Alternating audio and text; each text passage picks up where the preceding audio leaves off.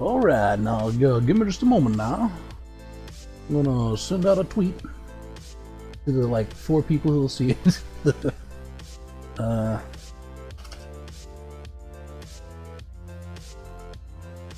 Ciao, there we go.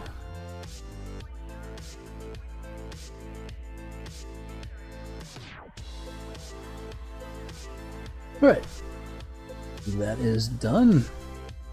What's up, everybody? Welcome to the stream, whether you're live or unlive. We're back. We had some issues with the previous stream.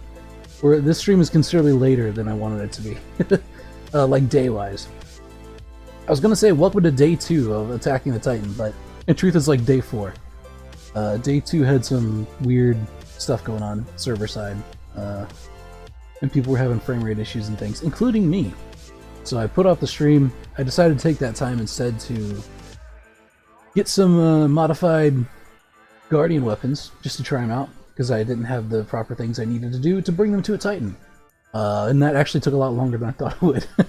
One of the things about Elite Dangerous is that if you want to do engineering and stuff, like if you need to get that stuff staged, be ready to spend multiple sessions doing it, because you got to farm the mats and unlock the engineers, and all that jazz. So that took a little bit, but we should be good to go now. I did swing by the Titan earlier, just to make sure that it wasn't having the same frame rate issues, and it was not, so yeah, we'll just hop in and kind of see what's cracking.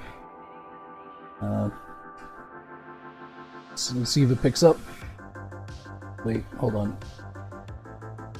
There we go. We're back. We're in. And otherwise, it's going to be a stock standard chill Elite Dangerous stream.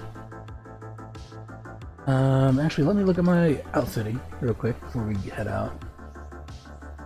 I think I had everything on there I needed, but we'll double check. Okay, so I've got the anti-Guardian field mods on all of my Guardian modules, so we don't have to worry about them melting down if we're near a Titan. I've got 4 shard cannons on this baby. That might be too many. That might kill my thermal, but we'll see. I do have 3 thermal vent beam lasers on this ship too, so hopefully that won't be too much of an issue.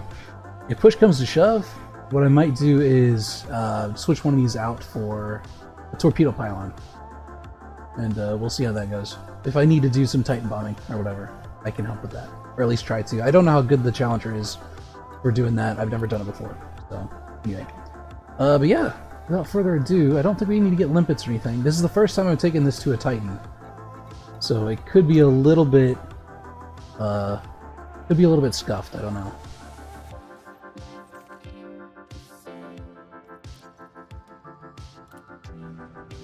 But in theory, with the Guardian weapons, we should be able to get more damage output against the core than we were using before.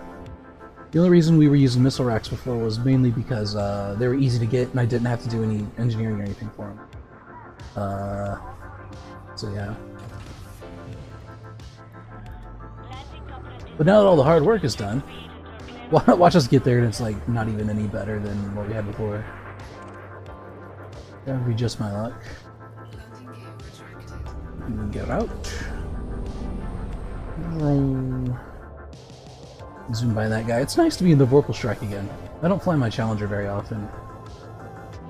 It's pretty much only for, or I should say it was originally only for fighting interceptors, but obviously that's no longer the case.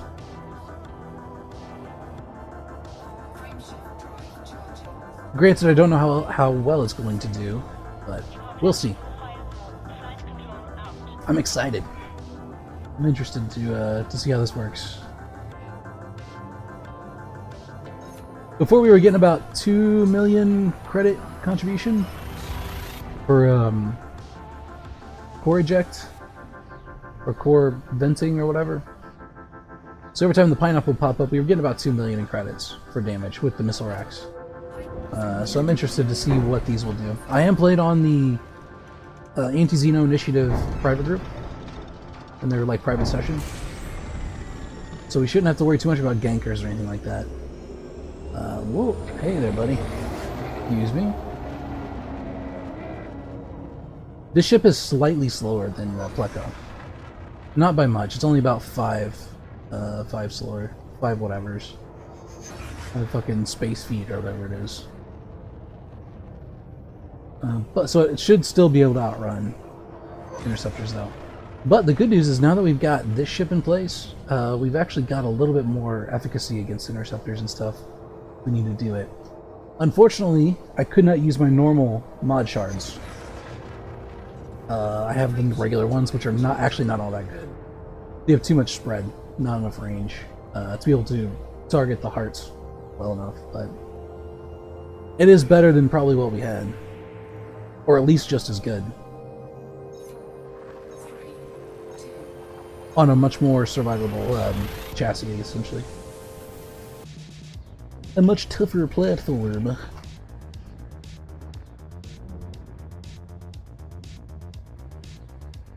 Yeah, I love this one.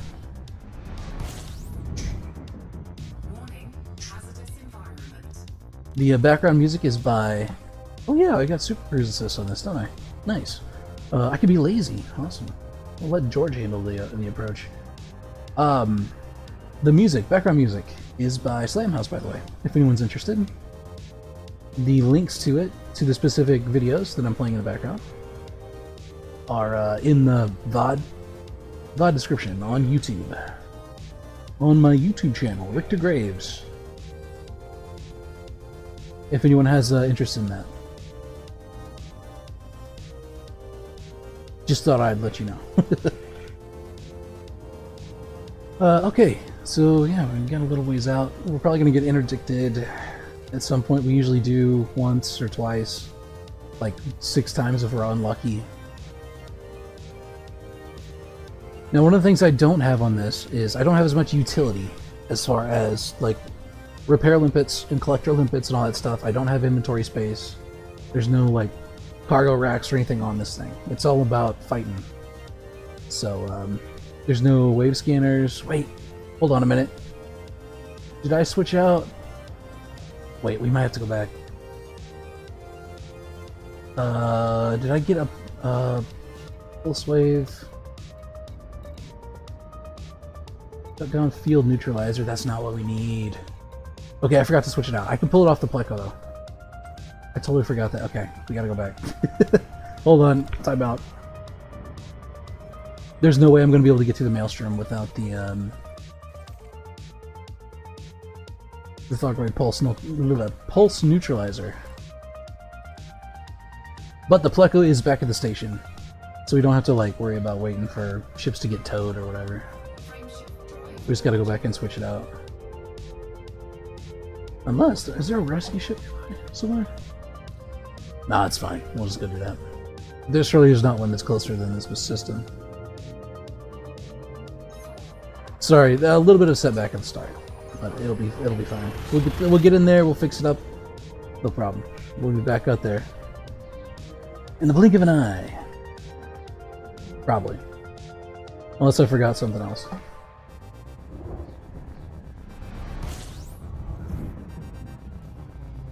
I tell you, it's a real pain in the neck to move stuff around and do things too in this game. Right, because you have to like... Usually the places you have to go to like farm stuff or get things ready or whatever, you got parts that are like in another system. You have to like get them shipped over. Which isn't like real time, but it does take like an hour. If you have a ship or parts that are in a system that's a little ways away, it literally takes like an hour to get them shipped over in real time. Which sucks, because if you forget something or whatever and you're like doing something like streaming, you don't really have an hour to kill. Or you then have an hour to kill that would be pretty boring, so. But I don't think that's going to be the case. I'm pretty sure we have everything here. This time I was, like, had enough forethought to do things somewhat properly. I think.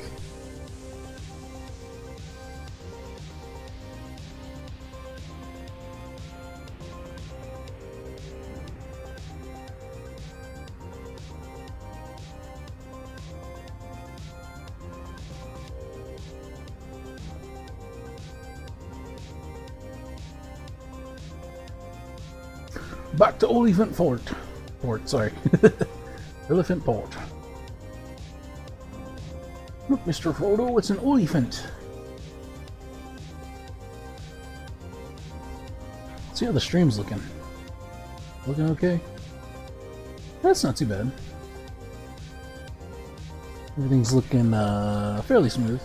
About as smooth as I could expect. That'll probably change once we get into the station instance.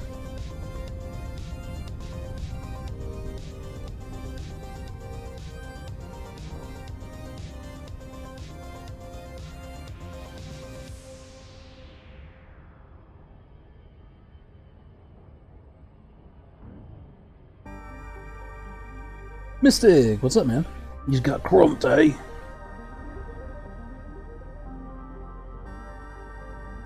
Gotta avoid being crumped. The other guy's supposed to get crumped, not you.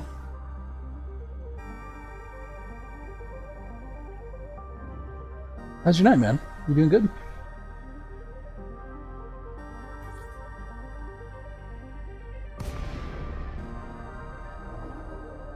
Also, how does the stream sound? Is it good?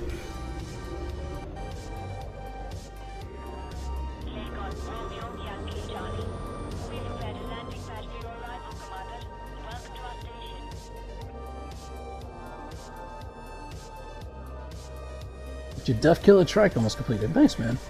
Yeah, I saw the pictures. They were pretty cool. You're gonna have to paint it and stuff, right?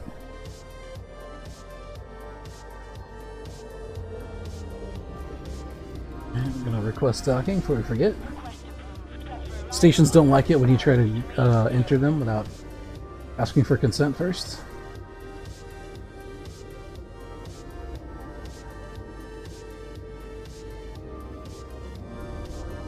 Which I suppose is understandable.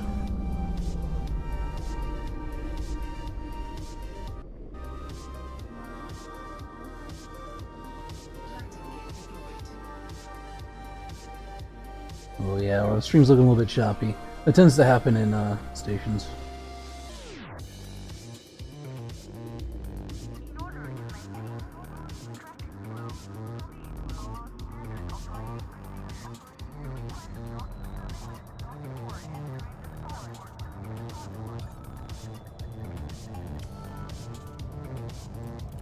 Okay.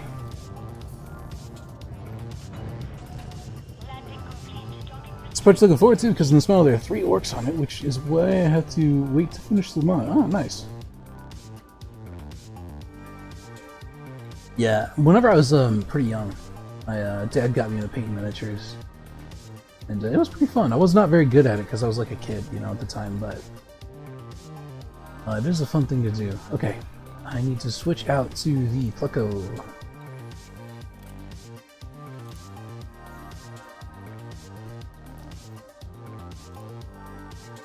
Fitting. We want to pull off the pulse neutralizer. I believe that's it. Gunnar Slurwood shutdown technology when used within proximity. That's it, right? Yeah, it's gotta be. No, I just want to store it. There we go. Don't think we need to do anything else here. In fact, I got some upgrades for the caustic sync launcher on Vorpal Strike. So we don't have to worry about that too much. We don't need this pulse wave, I don't believe.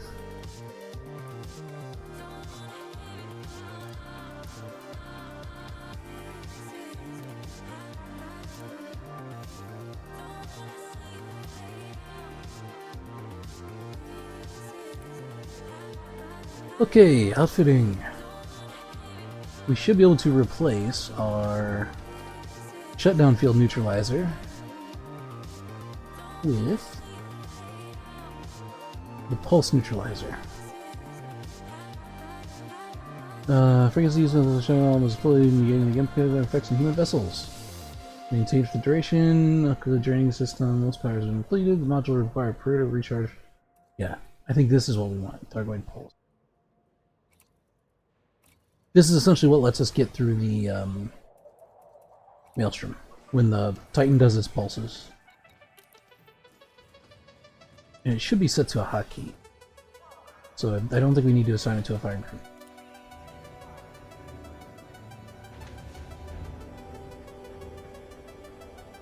paint your vehicle red in this game and it's not going any faster, you need to believe more. That's your problem. What you have, sir, is a lack of imagination.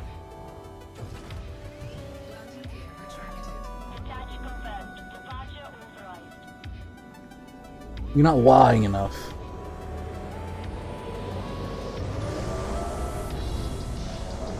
Woo!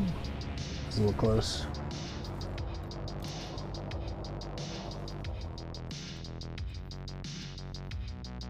Sorry, the music hit and I had to boost.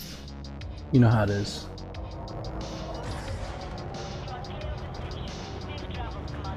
Right, let's just check. Okay, yes, it does work with my hotkey. Perfect. Then we should be set. My apologies, I should have done that before stream, but I didn't think about it. But we're good now.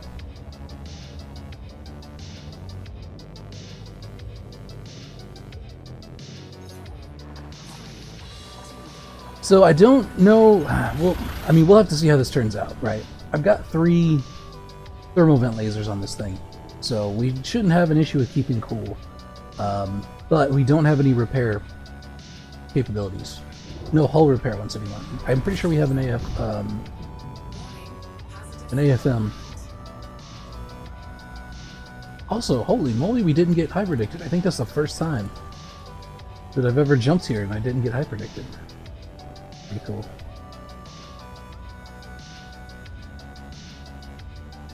I'm gonna set George up here, and then once he's going, I'm gonna actually look at the map. Let's see how much health this thing has left.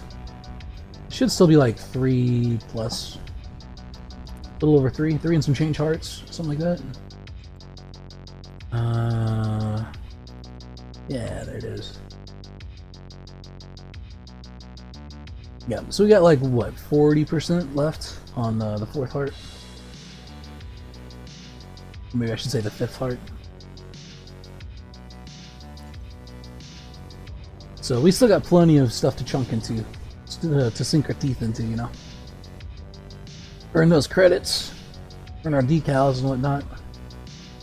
Unfortunately, because it is taking a lot longer, for whatever reason, whatever happened on Friday night really took a lot of the wind out of people's sails, it seems like, because that's when it really started slowing down. We were doing like 15% an hour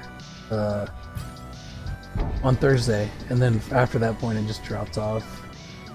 Okay. Ugh. Thank you, game. I really like the shake. Appreciate it. But yeah, after that, I think they're only doing like 3% an hour now, so it's pretty rough. I remember saying in the stream on Thursday, I was like, I don't think it'll make it to the weekend, but obviously that was fucking wrong. I was pretty fucking wrong on that one. But that's good for us, right? Because it gave us time to do stuff. Get stuff ready. Things I probably should have done like weeks ago, but you know, I was busy playing other games. Like Dark Souls and stuff.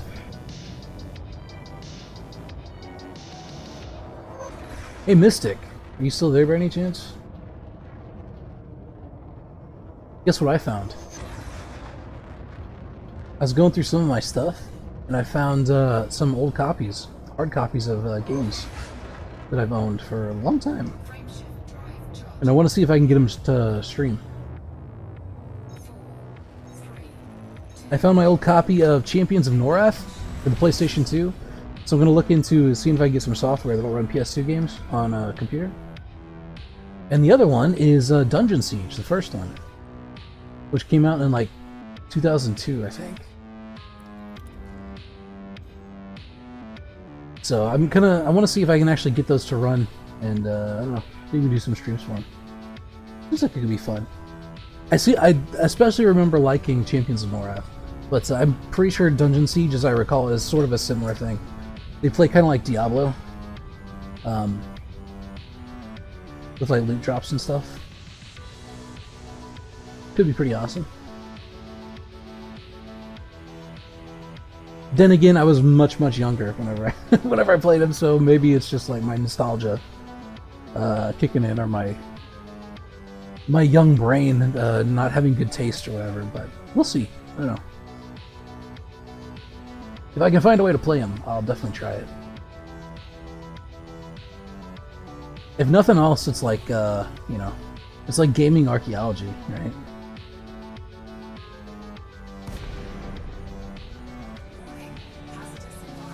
Alright, we're in. Oh shit, that's a lot of mines. I did get some more caustic shards too, so we should have at least a few reloads for our caustic sinks.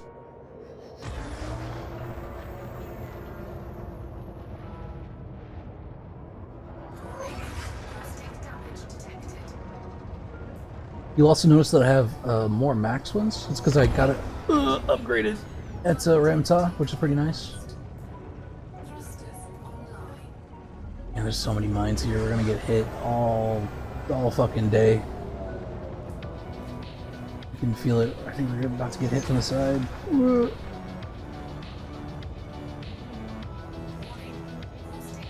Alright, I think we might have evaded it. I'm not getting any internal damage warnings, which means that I'm pretty sure I got all of my mods that I needed to, which is nice.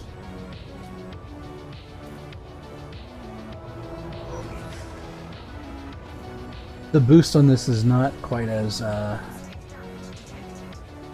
fast recharging as in the Pleco.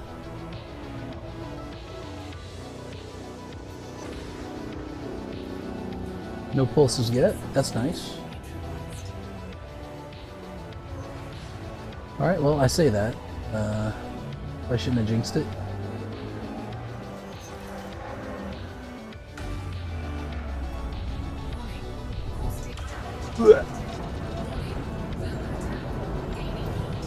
Alright, boost through. Pop a heatsink. Get that shit out of here. Okay. Never mind, he's doing it again. Fucking button mashing. Should be, yeah. It's soon enough we don't get the second heat wave, which is nice.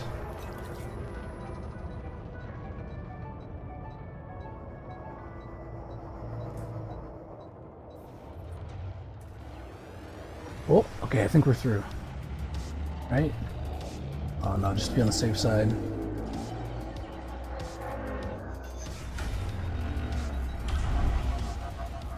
Yeah, I think we're fine. Okay, good. Woo! Look at all those shard cannons. This is gonna overheat the shit out of me, I have a feeling. Also, where is... I saw lasers before. Where's our Titan? Oh! Oh no! There's no way! Seriously?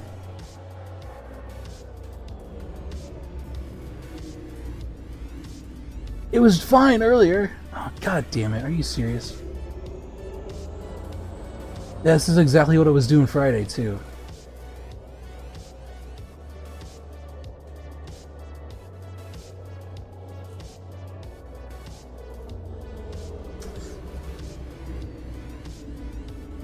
Alright, hold on.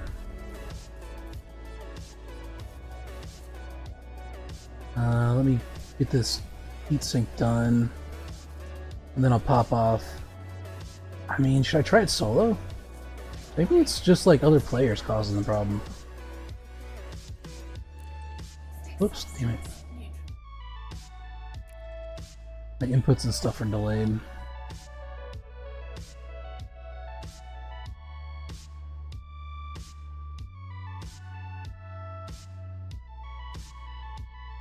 We'll just try an open play, and maybe it'll work. What the heck? It's weird because Thursday was fine. I was playing with other people just fine. There was no issues.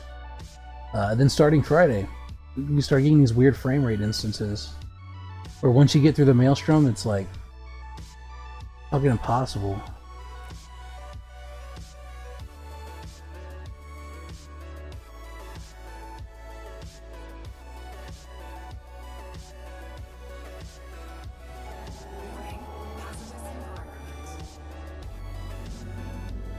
Titan Raijin.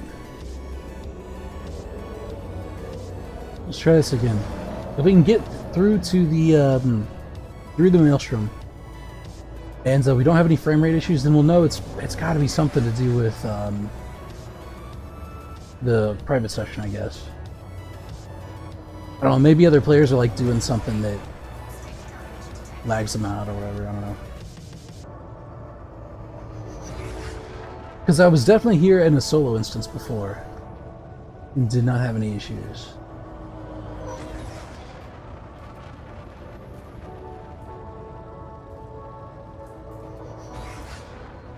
Oh, one on the right's getting kind of close.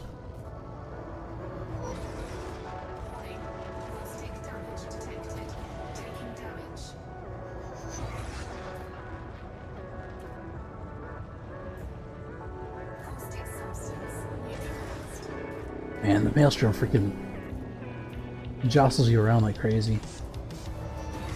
Thematically, it's cool. It's a cool presentation. But it's a little bit annoying to stay on target. Okay, someone's in there hitting it, so...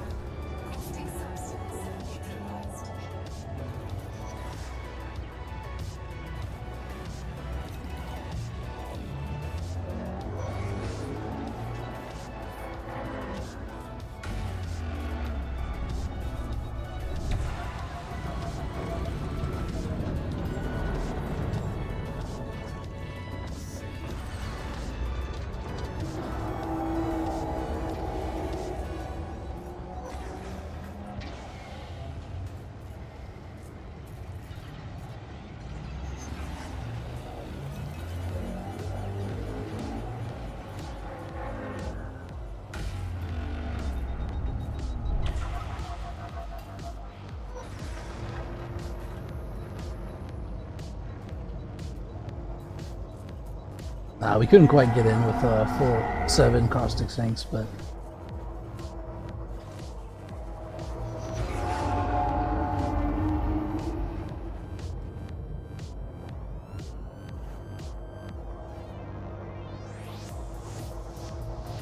Mostly want to check and make sure that it's... like, frame rate's okay.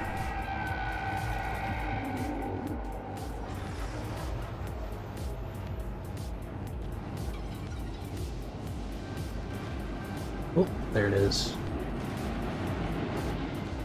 Okay, frame rate is considerably more stable now than it was in the other one. Maybe it's just the AXI private sessions or something, I don't know. That's very strange. Already 70% hull, which ain't cool. Okay, we'll call this one, we'll do a mulligan on this run, right? We'll just go in until we die and then we'll pop back in again with full Caustic Sinks and everything. Because I would prefer not to burn what little mats I have for resupplies. And also, like, I don't know how... I might have to pull some of these shard cannons off. We'll see. Oh shit, are these not long range?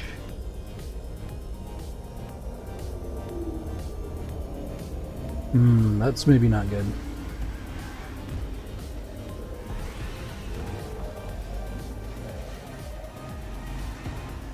Also, why are these not pulling me off?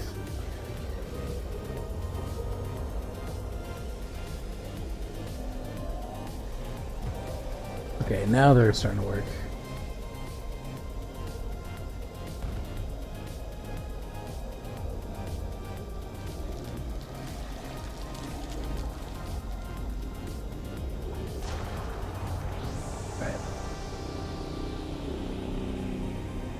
Like I said, I didn't do any testing for the shard cannons before this.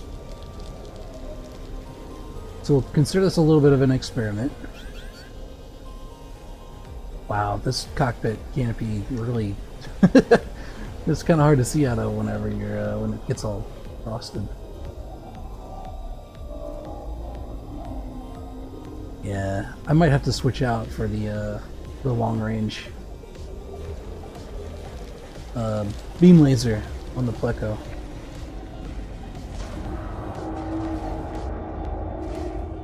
Alright, 50% hull. You can see how much like tankier this ship is though than the Pleco is, which would probably be dead by now.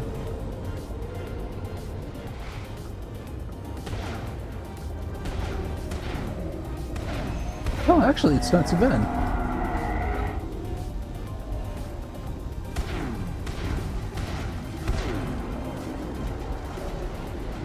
Alright.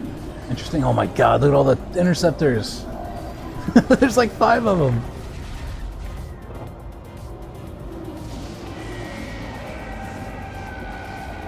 Oh nice, so we got 4 million. That's about twice as much as we were getting with the MRs. XMRs. Why are there so many interceptors here though?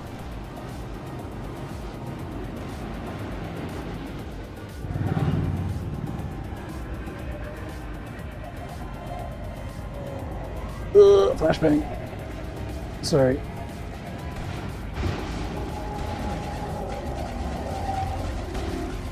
Yeah, I think we're probably fucked. Can I at least kill the heart on this one?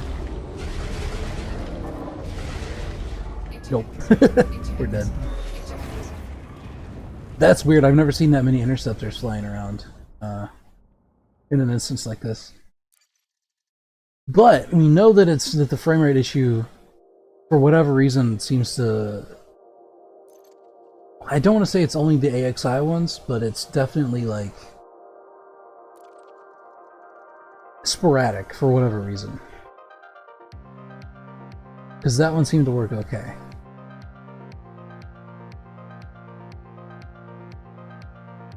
And I don't think it's like number of pilots, because I was in one on Thursday that was, I think had, what, 8 people in it? 9 people in it? Which is a lot for one of those instances. And it was totally fine. So I'm not sure what the deal is with it. What I think I'll do, we'll try doing some solo stuff. How about that? Also, the Frontier server seem to be having a little bit of a time today. So I'm going to we'll pull off those beam lasers. We'll put the one from the Pleco on, because I know that it's long range. And then I'll put a torpedo pylon on there too. Pull that off and store it.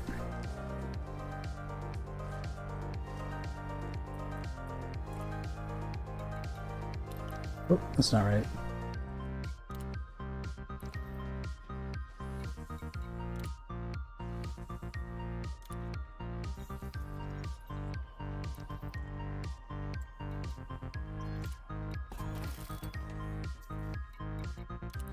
Alright, let's see what options we got available to us. These, oh yeah, these are all efficient weapon, not long range. That's why.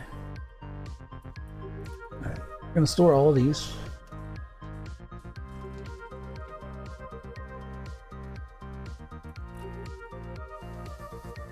Because these are sort of like, this ship was meant for like fighting toe-to-toe with the Interceptor, so you don't have to worry too much about long range when you're doing like invasion systems and stuff, defending bases or whatever. But if you're on the Titan, you want to be able to hit the Titan with the laser from as far away as possible. Because you don't want to have to wait until you're right up on top of it and getting hit with all the turrets and stuff before you get your heat down enough for them to ignore you. Alright, we've got torpedo pylons. Compatible slot. Oh, I guess we can't put torpedo pylons on that, on the ones. Alright, those are 2s.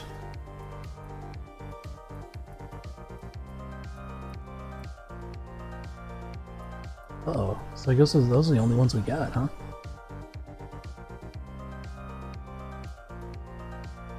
Well, interesting.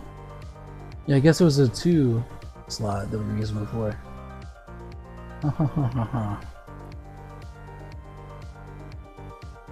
Okay. I guess we'll have to live with these then. And also we'll have to pull off one of these to fit a torpedo pylon.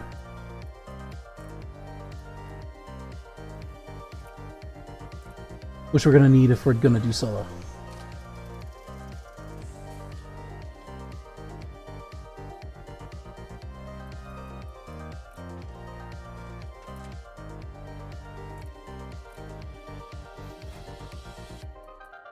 Let's see, what blueprints do I have pinned?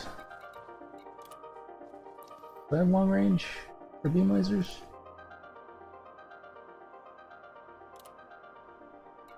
Long range, I do. Okay, let's do that. Perfect. I mean, you only need one rank in it, too.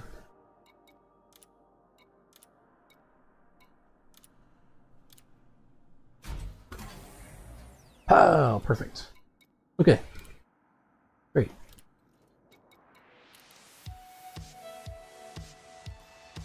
Fire groups. Beam lasers, that's fine. No scanner. We don't really need that right now. We want torpedo pylons. That'll help sort of clean things up too.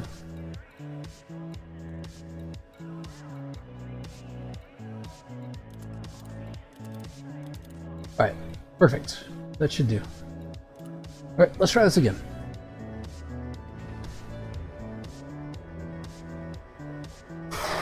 Whoop, sorry, you hurt my chair.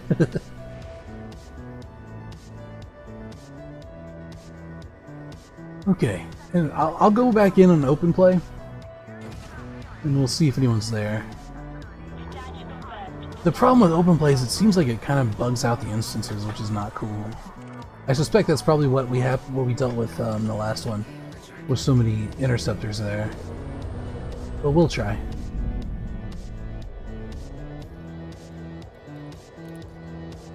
It's kind of a rocky start to stream.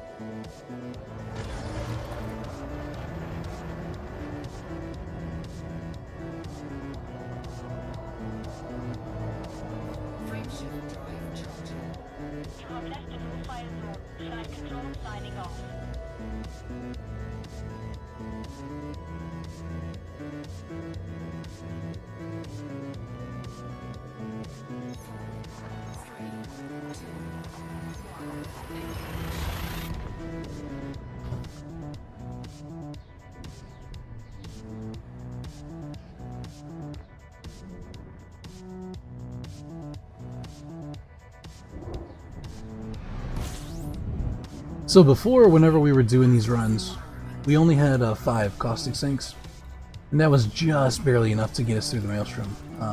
So my hope is that it looks like we actually managed to get through with only using 2 with this ship versus the Pleco, which is nice. So my hope is that we can actually get in and also extricate with only 1 full bank of caustic sinks.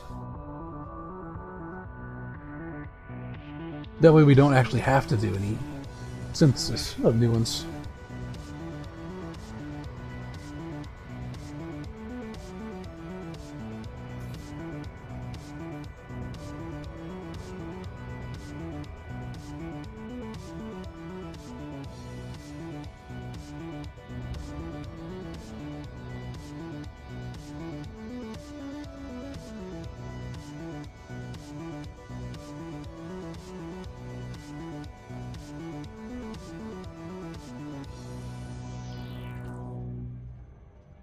Just with that one core hit, though, we got, what, twice the actual necessary threshold of contribution for, yeah, for all the rewards, for the basic rewards. So if you get 2 million within 7 days of the thing going critical, not exploding, but going critical, then you get all the reward decals and stuff.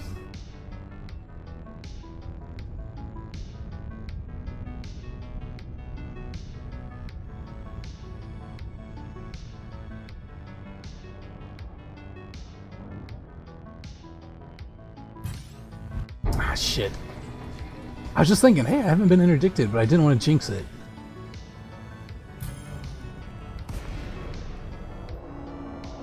You sons of bitches. We almost made it too.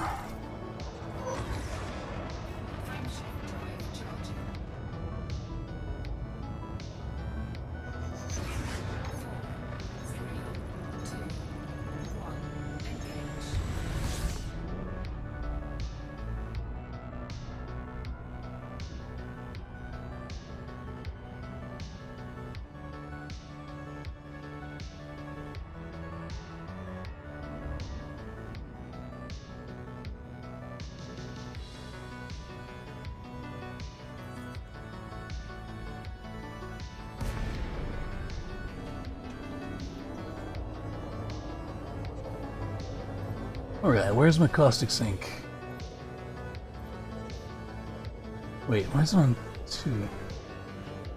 That's not what we want.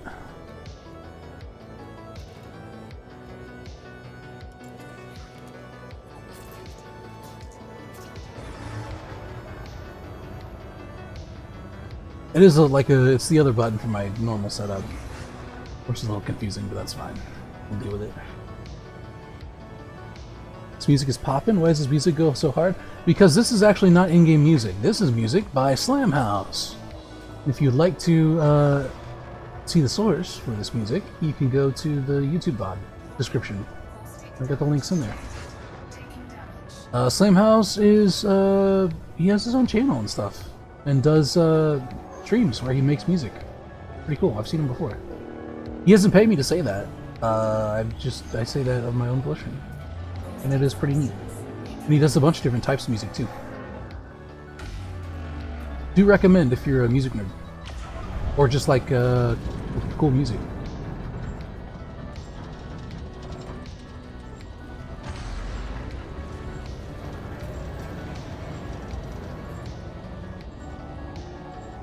It's spelled S-L-A-M-H-A-U-S. Slimehouse.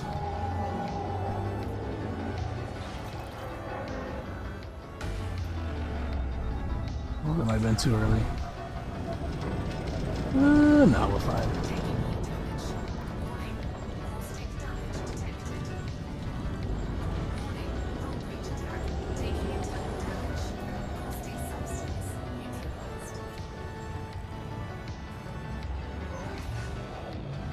Alright, one more time for good measure, I guess. Yeah, this is the Synthwave, or I should say one of the Synthwave playlists by Slamhouse. And yes, it goes fucking hard. It's great. Your ship overheating, is that why it's glitching? It's glitching because it's in the presence of a Titan. Of a Thargoid Titan, which is what we're going to attack. It also gets hit by those pulses and stuff. Essentially, whenever you're in the presence of a Titan, within the entire system, all your shit glitches out.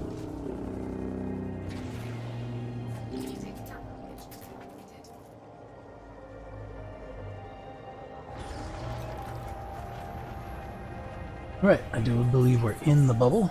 We're in the Maelstrom. So let's see what we got. Where's it at? Oh, there it is. See it off in the distance. Oh, you see that big fucker? Floating in space, his own little asteroid field.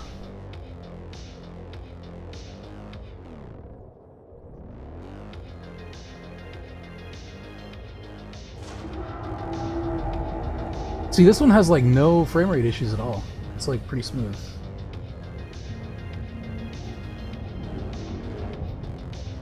Oh, there's an interceptor there. We get our heat down.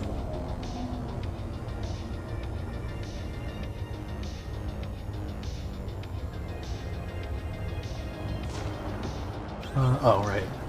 We can put pips into weapons.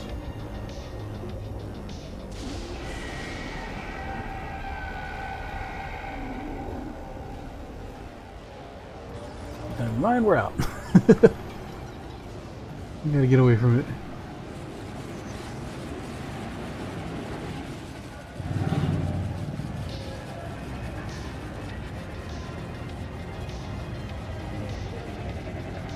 We did put the right beam lasers on here, right?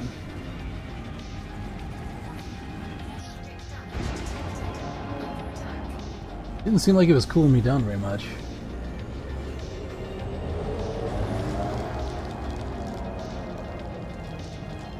Heatsink.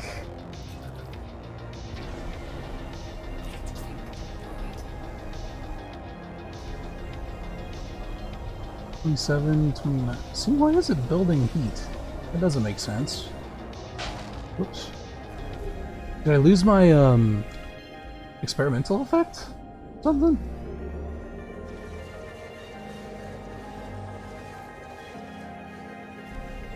If so, that sucks.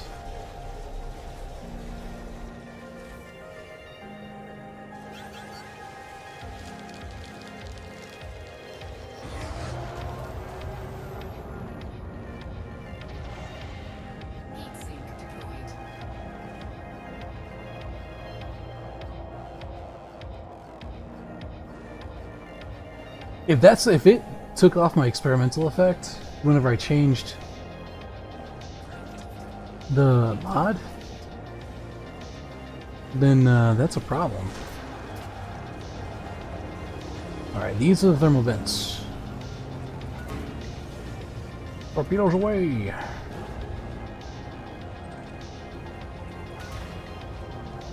It's 2.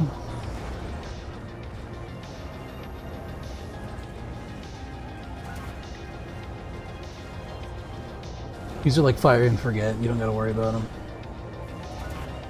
It's 4. Oh, someone else got that one. Nice.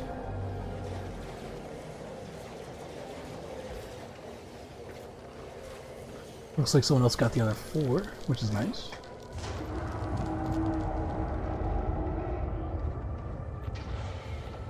Heatsink deployed.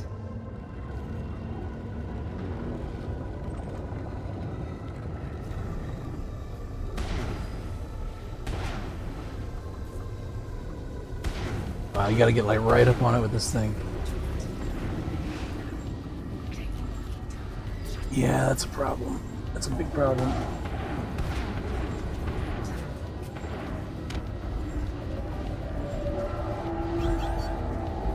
And we're out of heat sinks. Perfect. 500% overheat, baby. Woo!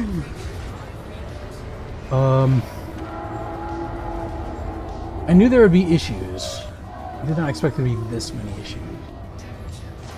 Yep, I know.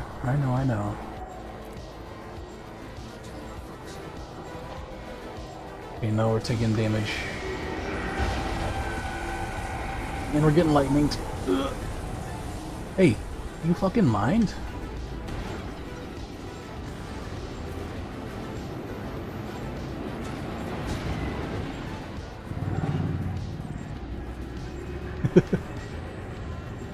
Okay, another 4 million. That's not too bad. 4.3. This would be going a lot smoother if my... Hold on. I didn't think changing a mod removed the experimental effect. Because then, like, what's the point of having it pinned? Where's it at? This one. No. Stop. Beam laser. God, stupid glitching. Info. Long range weapon. Hey, fuck you. Fuck you, fella. About to die.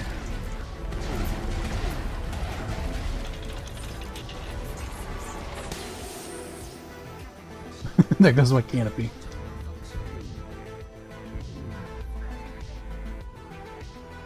Okay. So that's with removing one of the shard cannons, though. So that was 4.3 million with only 3 shard cannons, unlike the 4 we had before. Attacking a Titan doesn't seem like a sound plan. Is it a bioweapon? The Thargoids do have like caustic damage. They do like acid. I believe they're technically like ammonia-based life. They tend to come from like ammonia-based planets. Alright, I need to sort out this stupid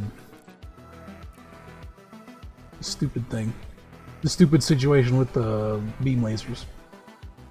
But yeah, so anytime a Thargoid gets killed, it drops a caustic field that sticks to your ship if you fly through it.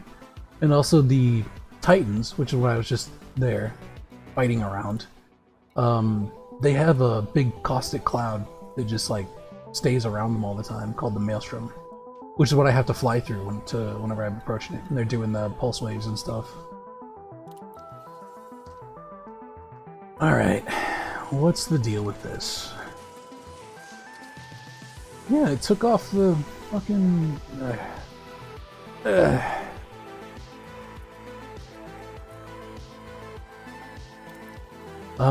let's see, what should I do? No.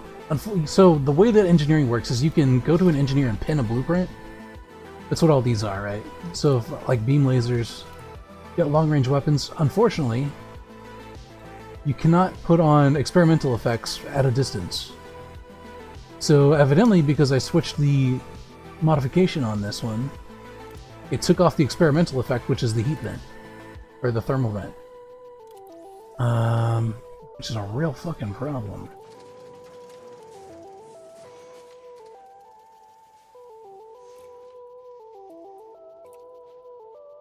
I didn't know it did that. Okay.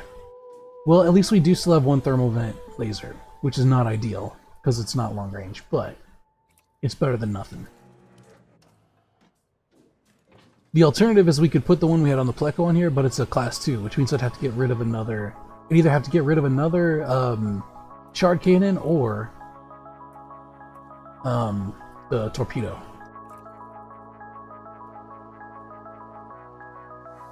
It's efficient. This is the one we want from the vent. Yeah, it sucks. So the Titans are life forms? Yes, they're like a giant... they're like a big super entity. Yeah, the Thargoids are like the ships you see flying around. Those are actually the aliens. They're not like... They don't seem to be creatures in a ship. The ships are themselves like organic creatures. At least that's as much as humanity can tell from, like, you know, studying their remains and stuff. They appear to be like a weird hive mind insect race that wants to wipe out humanity.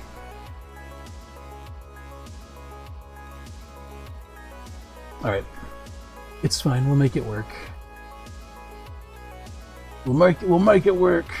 My name ain't Richter Graves. We'll just have to stay in relatively close proximity and use our heat sinks judiciously. In fact, hold on. I might have a better heatsink launcher on the Pleco too. I think it gets like 1 or 2 more heatsinks on it. I definitely have one on the Rambler, because that's what I use for smuggling. I mean, commerce. Honest trading.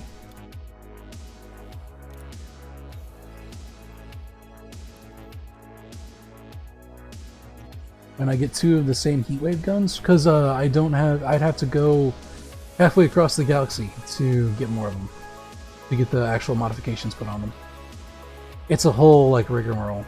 So I'd have to go to the engineer, which is Brute Tarquin, I think, in whatever system, wherever, in the bubble. And then once I get there, then I have to park at a nearby station, tow the ship I want out there, fly that to the engineer, get it modified, fly it back to the station, fly back to where I need to use it, and then tow the ship again back.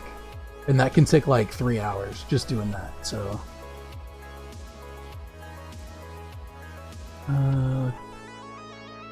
yeah, maximum ammo, that's what we want. This is one of the serious ones. Like the Star Sirius, not serious. There's like special heat sheet. Actually, wait, is it this one? That one had 5, this one has 4.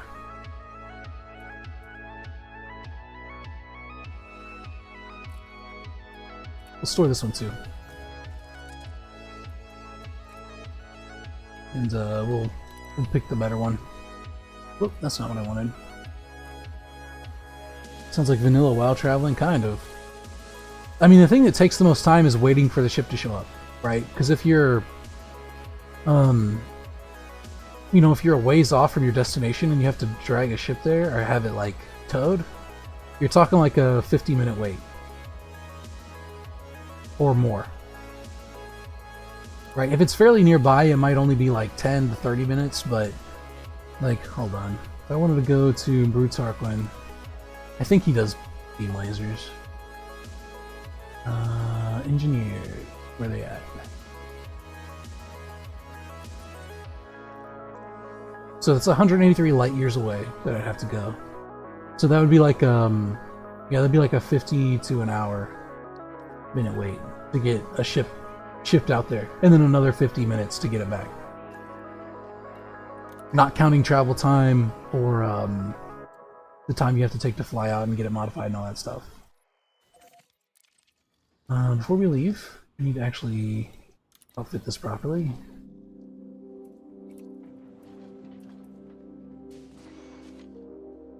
Plastic sink, this one.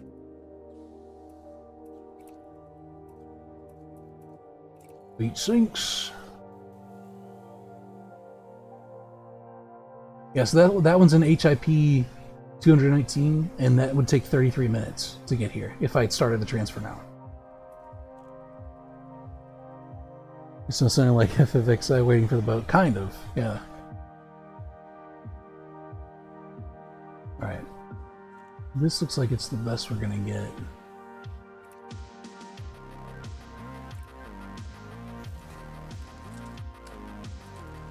Yeah, I think the other one was probably a caustic sink launcher, not a heatsink.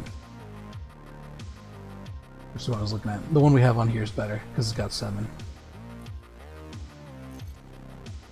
Alright.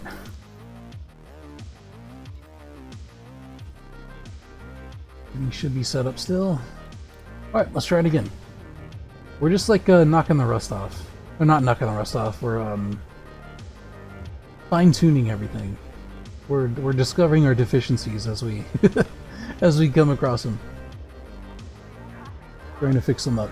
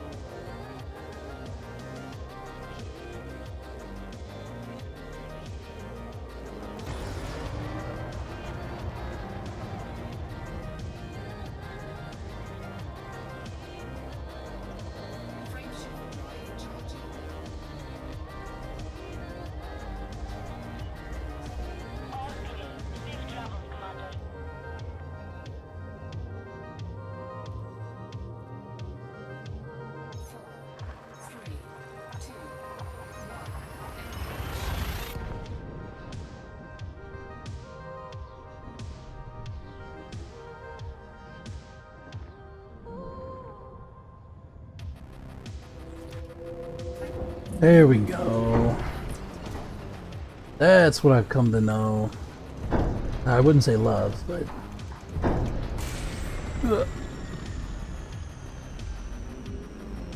that cozy, familiar feeling of being ripped out of hyperspace.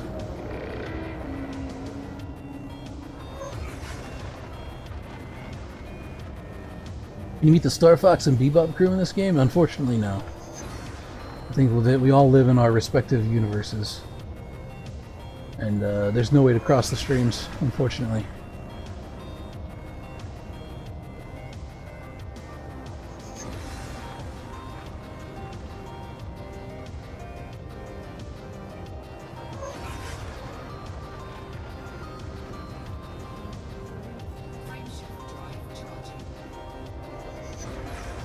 Overall, my Challenger does about 5, I think they're meters per second. Does about 5 meters per second slower, or faster. No, it's slower. That's right, it does slower than the Pleco. But it's still fast enough to outrun interceptors and stuff. Do they want a refund on this game? Good luck getting a refund now. I know you've owned it for a long time.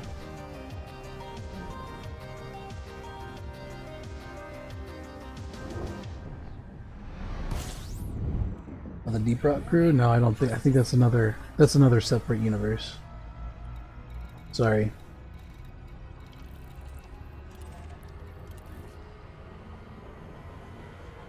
You know, I know that I bring up the Payday franchise a lot, but one of the interesting things about Payday is that they've got so many different IPs that are introduced into that universe just through collaborations. It's kind of interesting to have like the like headcanon for Payday is kind of nuts, right? Because they've got like they do like collaborations with other IPs to bring in special heisters or heists and stuff. And so you've got like Payday, so you've got the Payday gang and like John Wick and what's it called? Hotline Miami, right? You got Hotline Miami, you got Reservoir Dogs and all those that are all like in the Payday universe. It's really weird. Right, because they had Jacket as a heister. I want to say they definitely had others, but I don't remember which ones it was. But it's weird that Payday is like this weird nexus of IPs.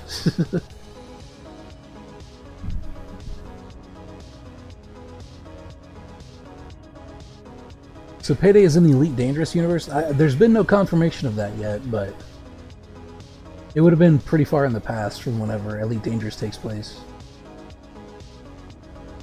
Elite Dangerous takes place, what is it, 3310? I think? Because it's the years go in real time, and it was 10 years ago, and I think it started on the year 3300. Codex, maybe? Yeah. It's the 21st of October, 3310, in the Elite Dangerous world. Hey look, it's me! That picture is a lot better than the stupid PFP they give you with Odyssey, where you look like a smarmy douchebag.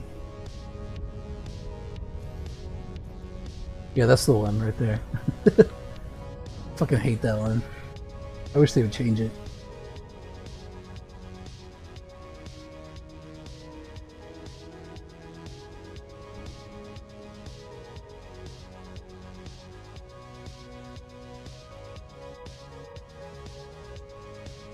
And before anyone asks, it's not just me who looks like a smarmy douchebag, it's everyone. They all get that stupid side-eye smirk. Like they just said a really, like they just said a joke they thought was really smart. I'm gonna smack them upside the head. Space heist, like living a day in the life of Han Solo. That is one of the things I really wish they would change about Elite Dangerous, is the smuggling. Because you can do smuggling in this game, but it doesn't really pay well, unfortunately. Like, they don't make it worth your while. Which is a real missed opportunity, because the smuggling in this game is actually pretty fun. They just need to increase the rewards for doing it, right? And in fact, I'm not sure why they don't, because like, whenever you do, essentially smuggling in this game involves getting illegal goods and then taking them to a station with a black market, right, and selling them off, right, so you make a profit. The problem is whenever you sell them, instead of being able to sell them at a premium, they make you sell them at a discount, which doesn't make any sense at all, right? Because the whole point is you're taking in illegal goods that there's demand for that isn't supply, right, because the authorities have shut it down. And so if it doesn't have supply but high demand, you're supposed to be able to sell them for a premium, but they do the opposite for some reason, and I don't know why. It's a fart cloud, not a maelstrom? Well, they call it the maelstrom. But yeah, you're right. You're not wrong. It's got like a, it's like a post-Taco Bell miasma or whatever.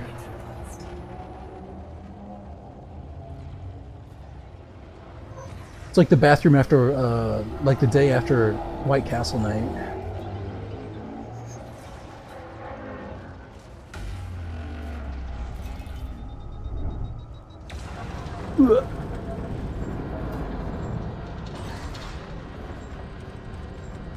The space dollars spend differently. Tell me about it.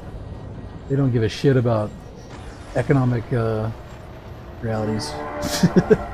Supply and demand doesn't exist here.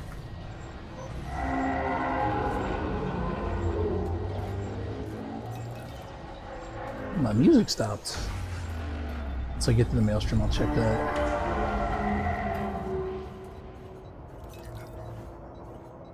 Dude, brother, what's that? Sorry, I'm like spamming the boost key. I need to go off another sync. I'm not sure how I got through the first maelstrom with 5 caustic sink launchers, or 5 caustic sinks left. Let's see, where's my... Yes, I want you to keep playing, YouTube. Fucking dink. Absolute dingus. Where is it at? Where'd it go?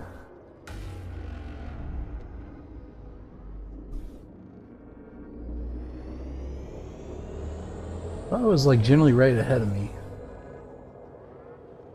But I don't see it now.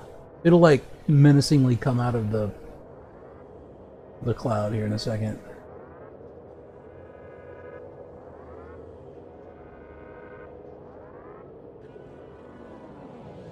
Right? Oh, there it is.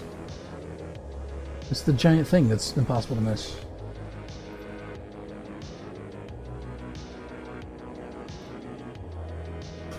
All 7 Commander. Let's go and pop a heat sink so we come in cold.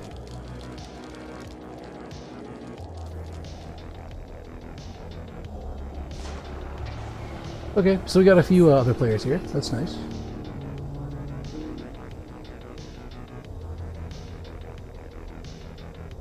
Yeah, this is the top side.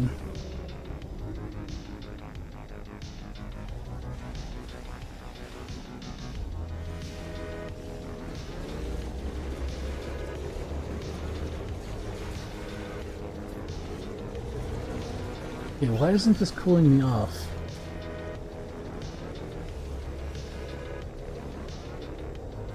Oh, I know why. It's because our weapon pips are down. Right? Surely.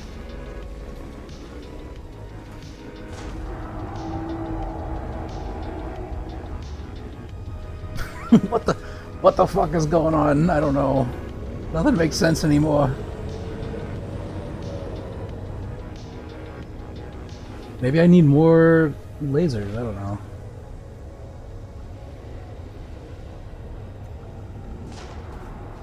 Fuck, I missed it. I'm definitely hitting with this thing, but my heat's not going down. What the fuck, Ralph? Come on. What's going on?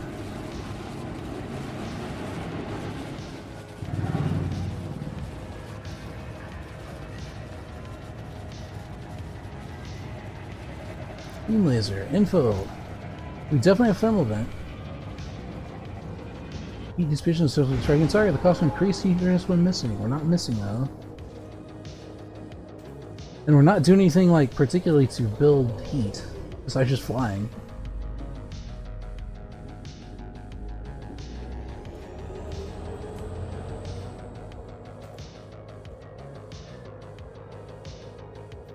Just wait till you inform the Emperor. Pfft. What's he gonna do? Gonna get off his fucking throne? Come after me? Please.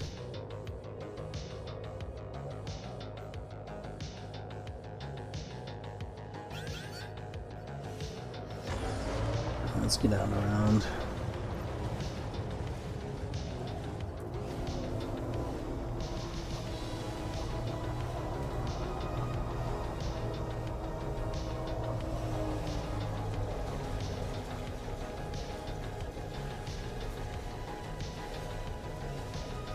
Yeah, this is not enough to keep me off their radar, unfortunately.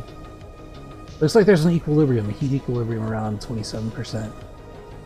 We're just not gonna be able to go below that with one laser, I guess. We probably need multiples.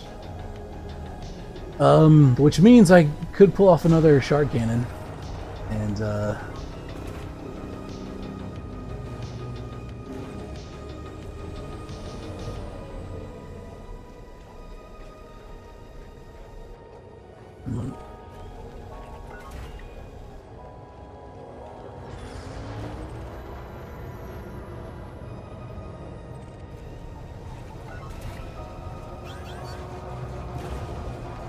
the bombing runs are pretty fun.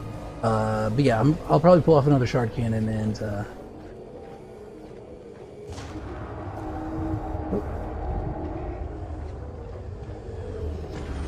come on, gotta get around this thing. Back over to the vent before it goes away.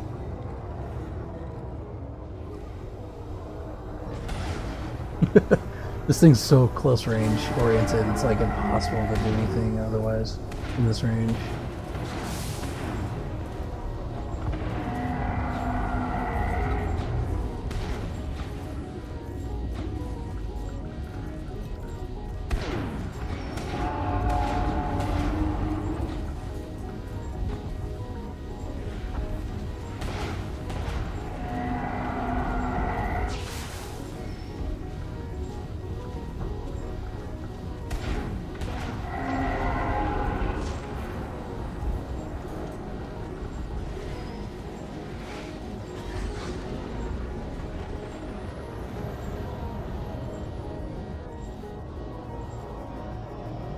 Yeah, so whenever we fire out, these shard cannons build up a lot of heat. So without the thermal vents, we're essentially just eating all the heat damage, which causes internal damage to your modules. So like my beam laser's fried now. Right, it's just totally, I mean, it's probably not totally fucked, but it's down to 75%, which means it's going to randomly stop working when we try to use it, which is obviously not what we want. Also, this instance might be bugged because it's not doing the thing. Hey! Little shit, come here. God, I miss my regular mod shards. They're so much better than this.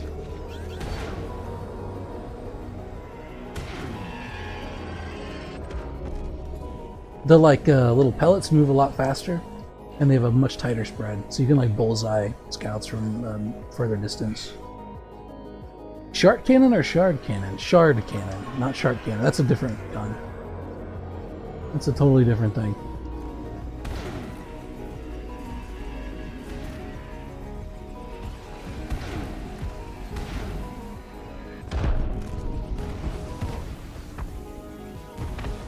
Oh, I think we're getting a swarm. Yep. We're bugged out. This is a bugged instance. Alright, you know what? Here's what I'm gonna do. We're gonna go into a solo instance. And see if that helps anything. We'll try to do it solo. See what we can do.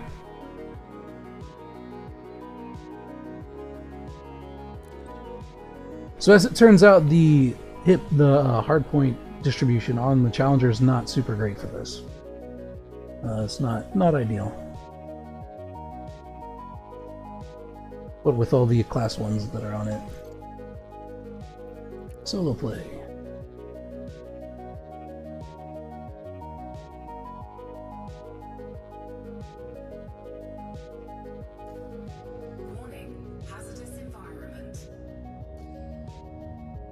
Yeah, so we missed out on the contribution for that last run. Those things were buggy. Sometimes it does that in multiplayer. Especially when you get a bunch of players in there. Sometimes it doesn't work right.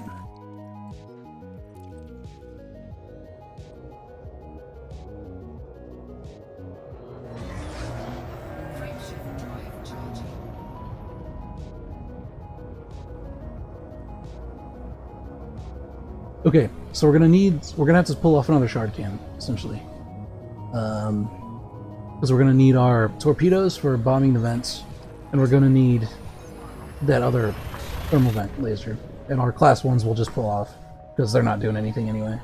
Well, I guess we could keep the other... No, actually we can't.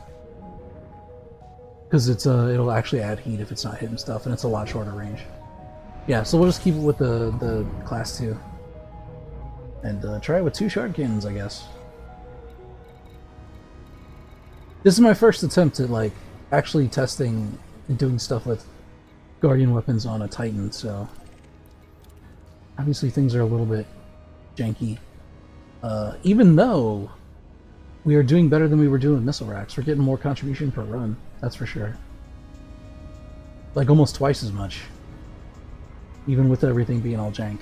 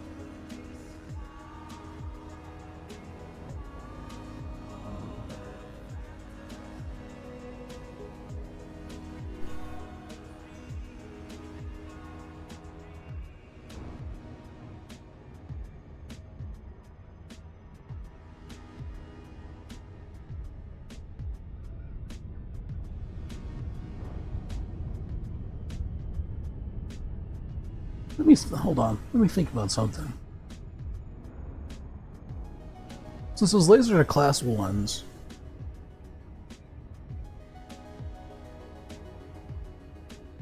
what I might actually hold on. I might be able to do this without having to tax anything anywhere. They're class 1, so they would fit on the Rambler. So if I put those 3 beam lasers on the Rambler, and then shuttled over to the engineer, got them fixed up, and then shuttled them back, that I wouldn't have to wait for it to be taxied anywhere. Or to be towed. I might do that. And the Rambler's got a really good jump range, so like it should be able to get out there fairly quick. It's probably like what, 3-4 jumps maybe? For the Rambler? Maybe even less. I can't remember how many light years away it was. Was it 130 or something? That would be like 3 jumps. You can do about 60, I want to say 60 light years per jump. That's what she's built for.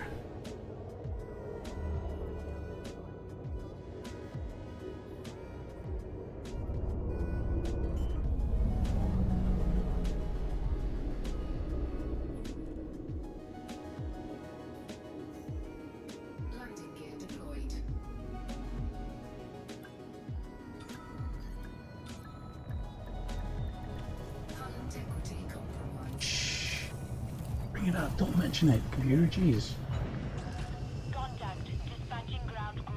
Can you fly into a star now? You could always fly in, well actually no you couldn't. You can fly near a star and then explode.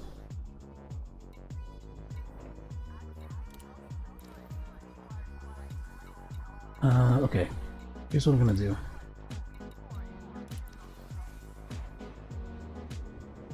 We're gonna go into outfitting, we're gonna pull this laser off.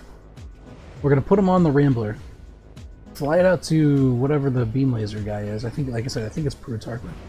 And then pray to God that we have the materials to actually get the experimental effect on it.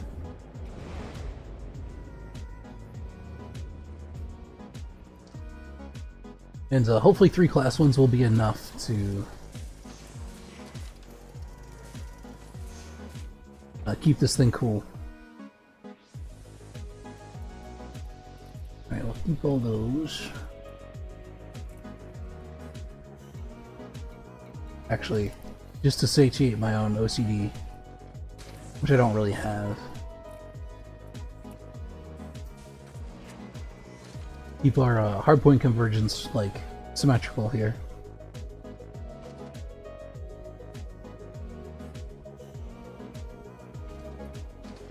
There, our torpedoes will be on the top, so maybe we'll see them like actually fly out. That'd be kind of cool. Okay, shipyard. My baby. Actually, FDev just released a new Explorer ship. So I might be trying that one out once it actually goes on sale for credits. But this is the Rambler.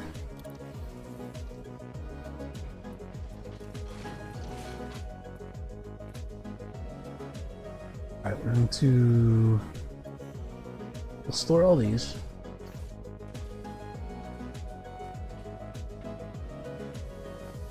These are all not very good guns. They're okay for an Explorer ship, right? They can help sort of defend it a little bit, but this ship is not really meant for combat. Meant for exploration and like small scale, lucrative trading. Right, beam lasers, all these.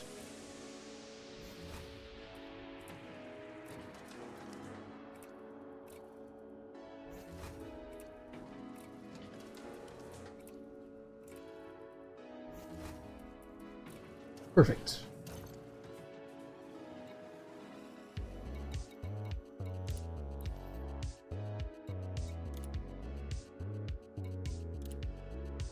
May as well do this one here.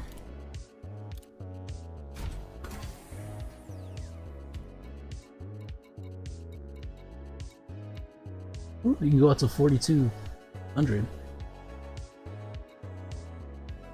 I think the first one's probably fine. Alright, let's see how quickly we can get over to where we need to go. Engineers.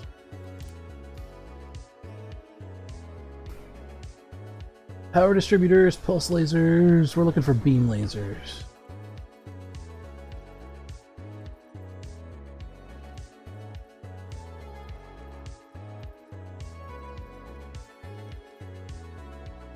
I think he does all lasers, even though it's only those two listed.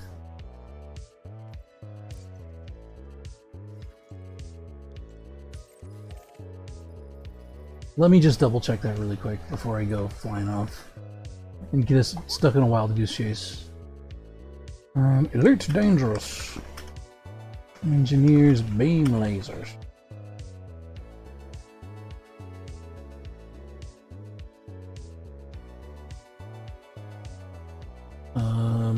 The beam laser, the Retributor, is available as power play, a loyalty reward from Edmund Mann. In case you needed to know. Their mental effects.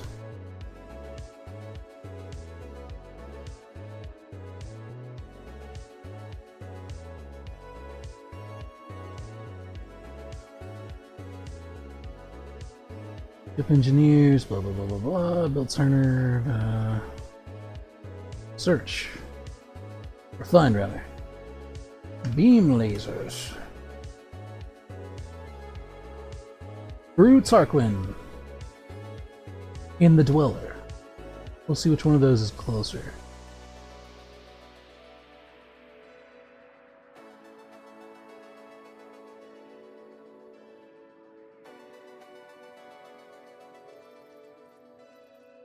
Okay, that one's in Wang. It's 184 light years off. That's like 4 jumps. Then where's the Dweller? I have him unlocked, right? I must. There he is. This one's 158. We'll try that. Ew. It's grimy. So grimy. Right. Let's go. 3 jumps. Not too bad. We'll see how fast we can get there.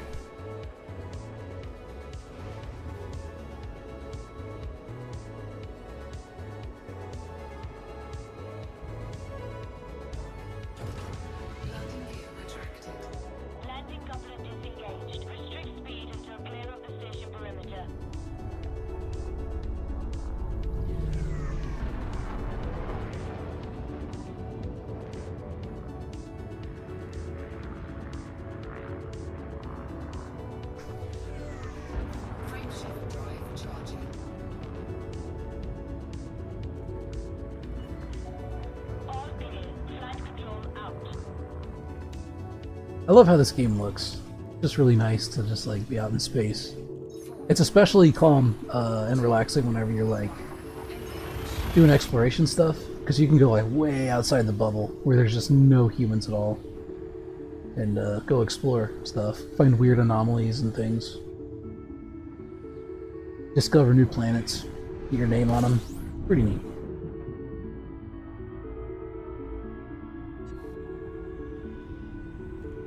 I want to avoid this big purple brown dwarf or whatever it is. Frameshift drive charging. The good thing about the Asp Explorer is that it's got really good thermal characteristics. So it sheds heat really well, so you can do like chain jumps pretty easily. It also makes it a lot easier to fuel scoop.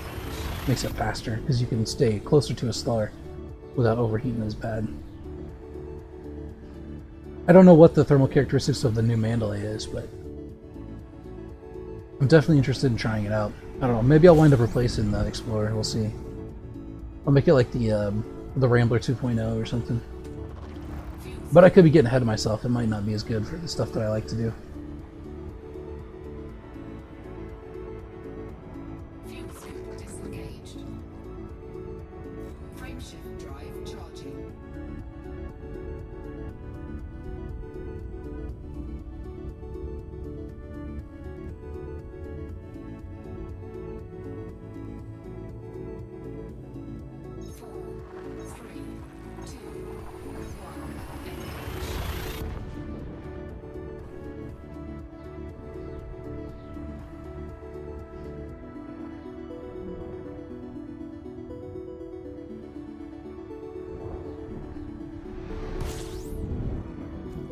Alright. Where's this guy at? Where's this edgelord at? I got things what need done. Oh, he's actually pretty close. Fuel scooping. Fuel scoop disengaged. The engineers, I believe, are all planet side, so you can't just super cruise. Or, yeah, you can't super cruise assist to them. You have to actually, like, land. Which means you gotta do planetary approach and all that jazz.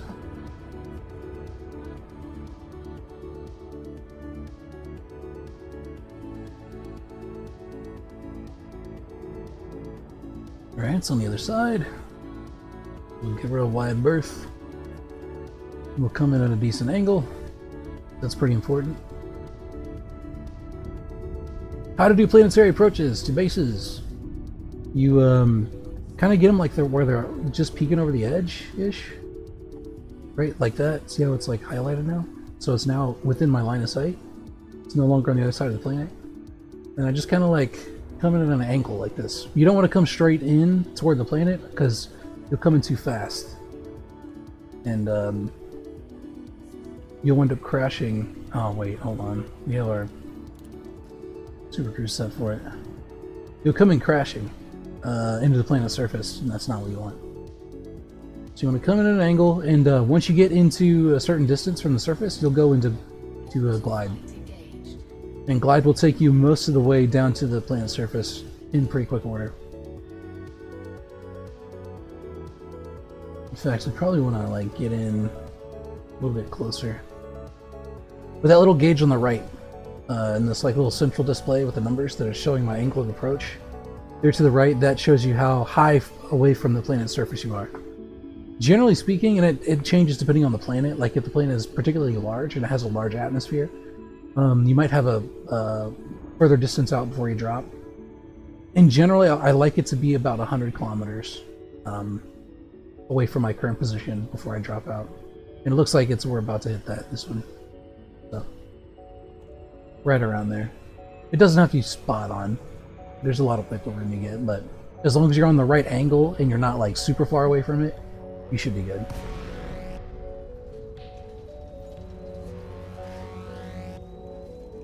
But it all kind of depends on the planet and how thick the atmosphere is. But either way, a glide will take you down most of the way. It takes you through like a certain percentage of your position toward the surface. 13k out, that's not too bad. You have to be within 7.5k to request docking. Protocol initiated. Please submit a request prior to landing. Docking Can do. authorized. You may proceed to landing pad 04. This one's kind of cool. This is neat base. It's all like in the side of a little mountain. You don't see very many bases like this in this game. In fact, I wonder if they made this one custom for it. They might have made the engineer bases custom, I don't know. Let's get our landing gears out. We can speed it up a little bit. Landing gear deployed. Whoa. Okay, maybe not that fast. Oh, we're a little bit off. Also, it's kind of high gravity here. Uh-oh, am I stuck? Let go of me. Landing gear retracted. Okay, there we go.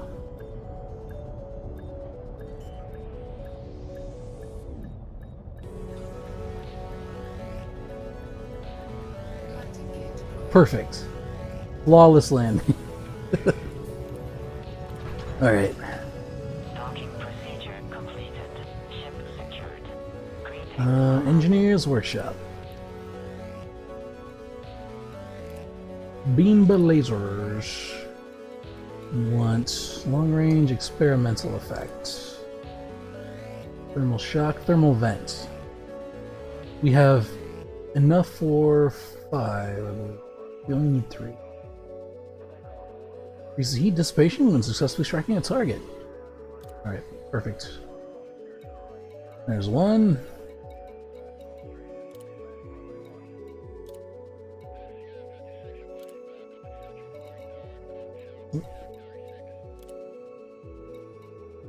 A little bit.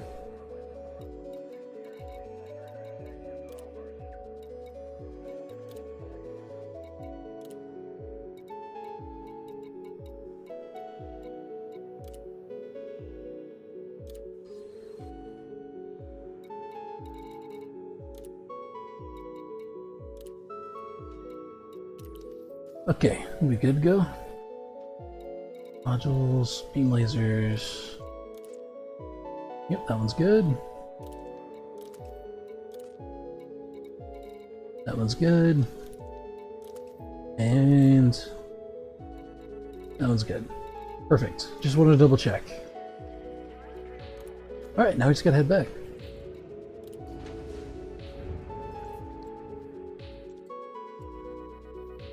See, that's the entire distance we traveled in, what, 3 jumps? Something? Pretty good.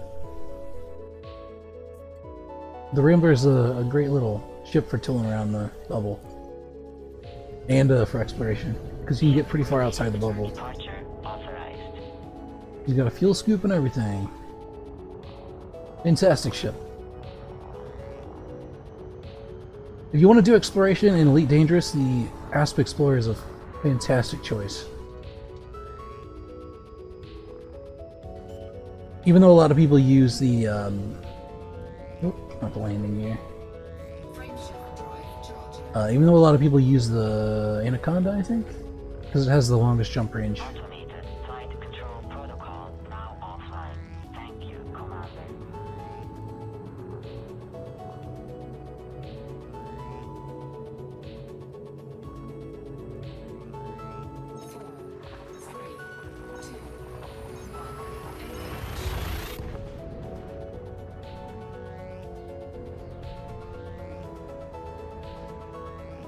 It's a good thing the music switched over when I did this. This is a lot more chill. This would be weird music for fighting a Titan. Well, it still sounds like sufficiently spacey. I still like it. Fuel scooping. This would be better like exploration music though. Combat music. Fuel scoop disengaged.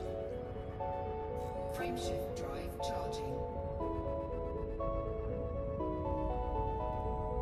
Just out in the black. This music in the background. Be fucking rad.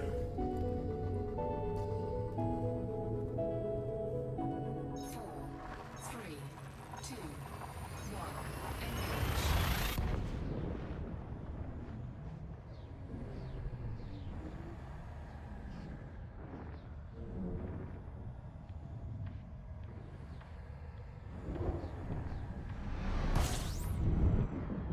one. Here we go. We're back into the bopping shit.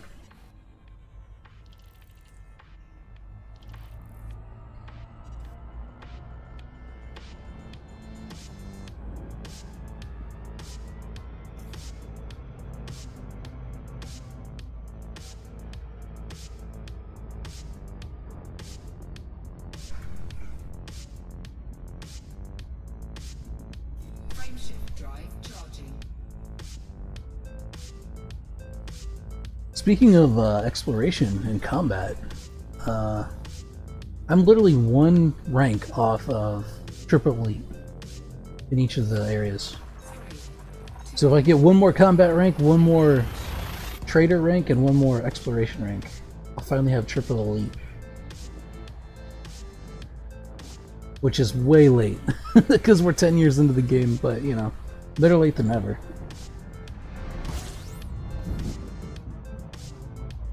If I'm pretty active on this last leg of the Titan stuff, the Thargoid thing, then there's actually a pretty good chance that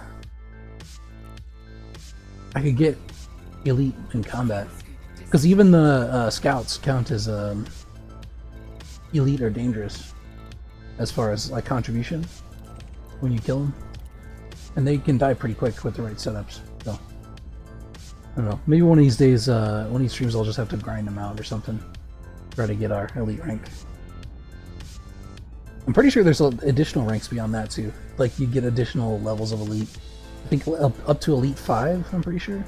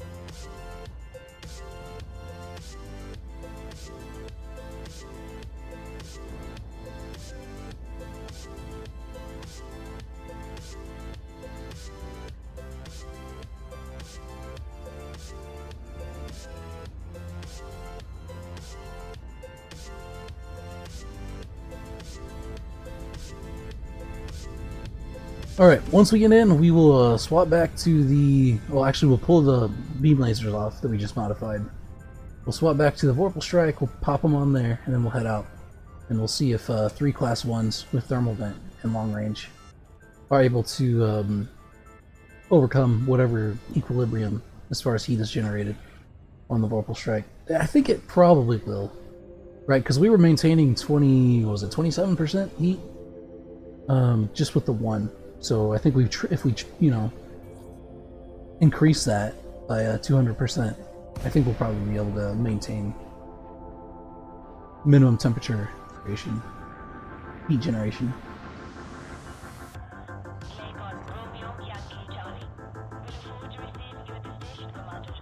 Don't know how that's going to translate to firing the shard cannon, but we'll see. We might have to be a little bit careful with those. And if push comes to shove, we can always pull off one of the shard cannons and put a class 2, the other class 2 laser on for more heat dissipation. Alright, where is that? There it is. Not backwards, go down.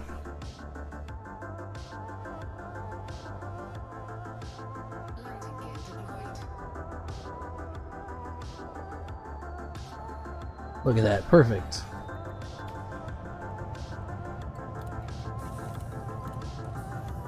Another amazing landing by Rick de Graves. Alright, outfitting.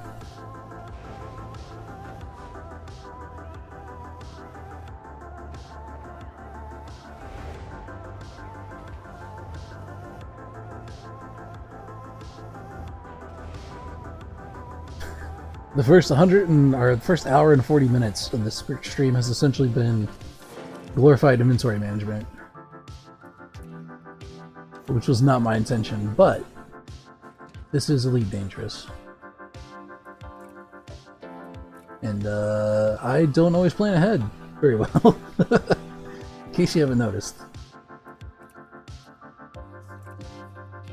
Actually, may as well put our pulse lasers back on, so we don't forget them.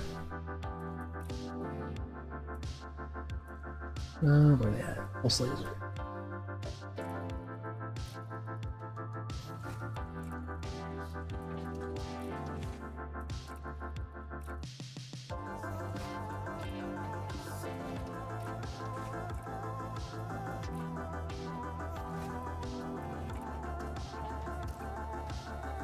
That's fine, we'll set the fire groups later. He said, never actually getting around to it. At some point we'll need to use our guns and they won't have the right fire groups because I'll have forgotten by then.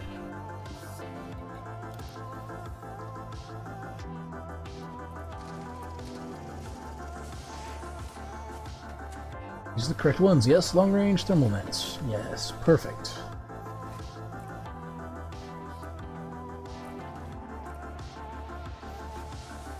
And if it turns out these are not far range enough, we can always boost them up a little bit because we got the blueprint pinned.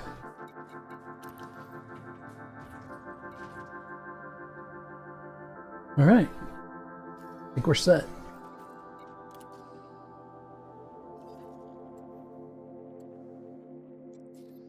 Let's do this. Attempt number 4? My hope is that we can just get like a nice, stable instance.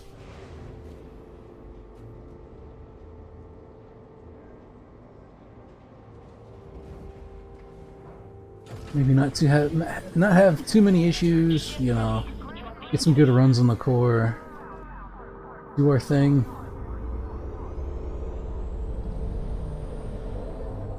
Oh, it's this way.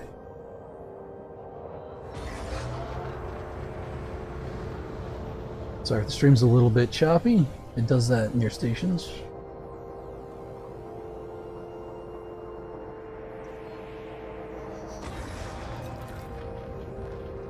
Frameshift drive charging.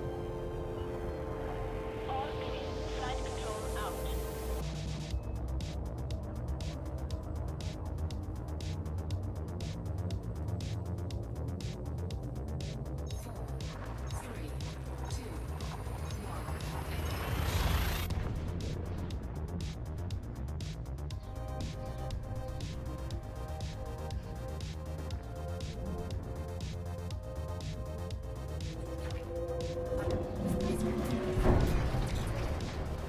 The music changes, I will say, have been on point. I don't intend that.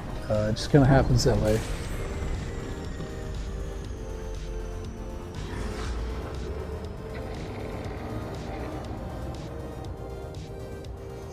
Oh, thank you, sir. I'll be on my way. No soliciting, please.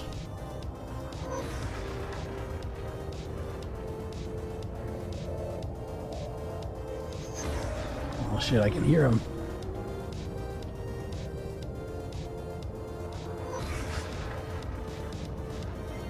Boost our way out of here.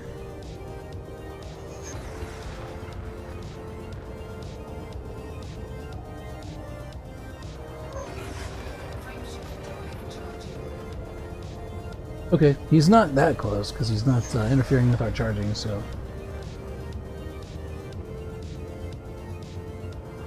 He's definitely chasing us, though.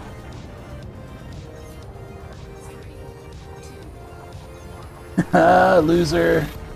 Later, sucker.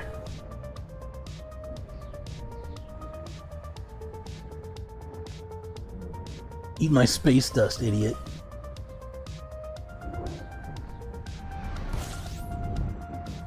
Warning, hazardous environment.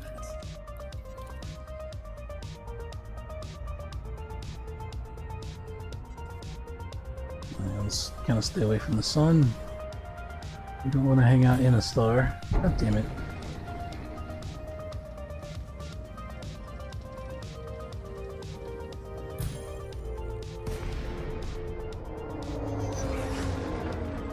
He's back and he's pissed. Frameshift drive charging. Oh, yep, he's kind of close. Oh, there he goes. So if you try to charge your frameshift drive in close proximity to other ships, it will disrupt that charging process. So it slows it down by a certain amount. And Thargoids, the interceptors anyway, tend to slow down quite a bit. I think it has something to do with like the size of your ship versus the size of their ship or something, or it might just be the size of their ship. But I'm pretty sure that like larger ships will disrupt that process more than smaller ones will.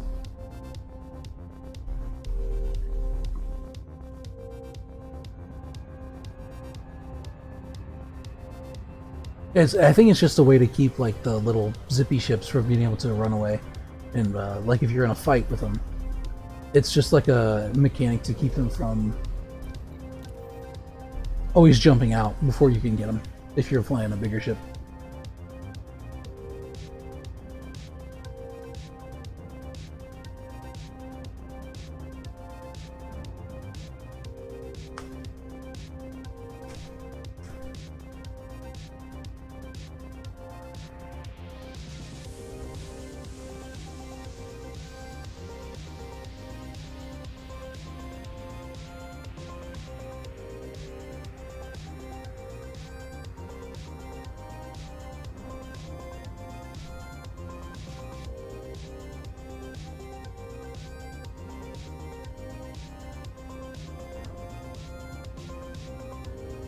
The plane a little bit wider berth, that way we're not slowed down quite so much when we approach. The closer proximity we are to the planet itself, when we make our approach, the more we get pulled by its gravity, which slows us down. So if we put the drop point between us and the planet, we get the maximum amount of speed going in.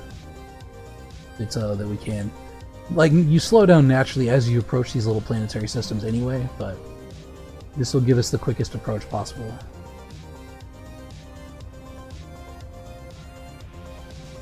Like, if we came in from a vector where we were passing near the planet first on our way to the Titan, that would have taken like a few more minutes, essentially.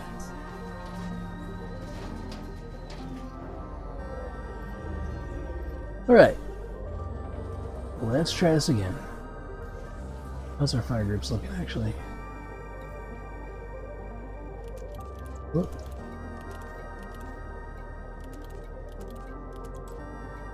Warning, caustic damage detected.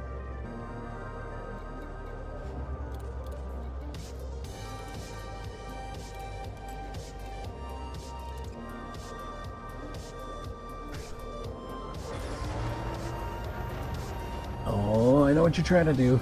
I see that mine. Oh, I know your game.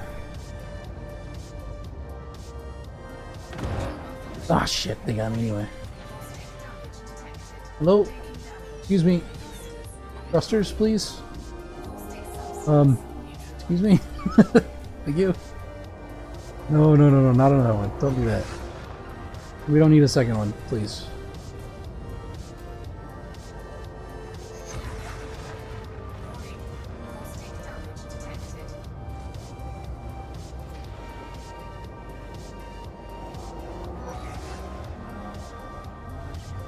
Now, this should be a solo instance, so there's not going to be any players in there to help us.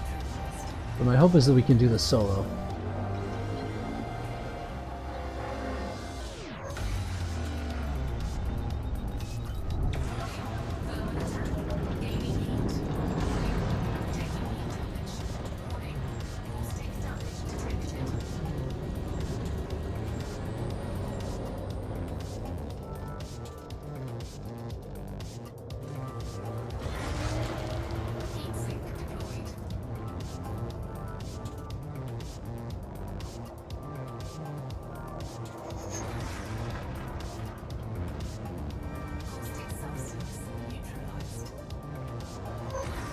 Alright, not too bad as far as the pulses are concerned. It's a fairly smooth approach, except for the mine. We did a few backflips or whatever, but that's to be expected.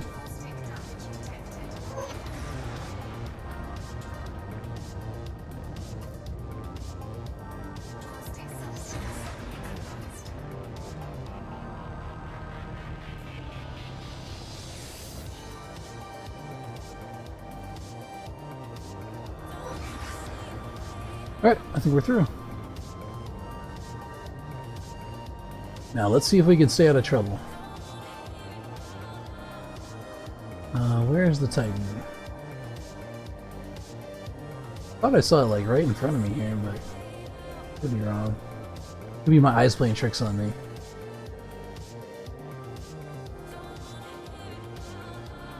It's gotta be fairly close, right? Oh, there it is.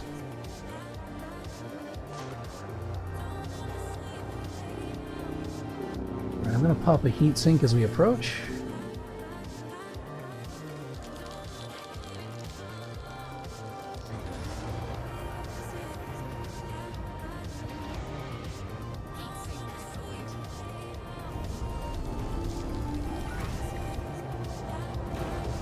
I'm trying not to bash into it. We just bashed into it. Perfect.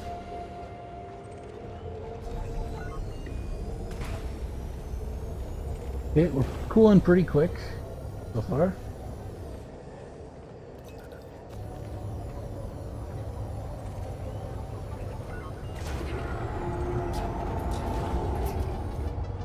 Maybe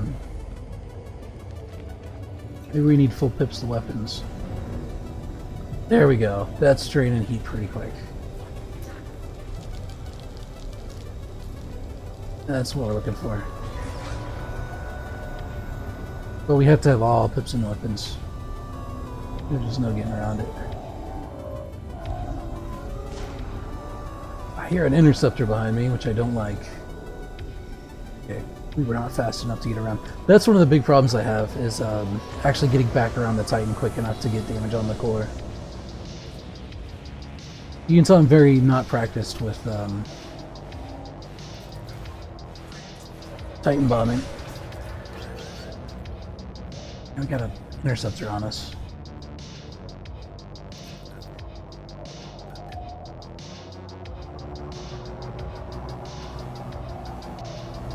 Okay, maybe he doesn't do this like field thing if he's not if you don't damage the core or something. I don't know.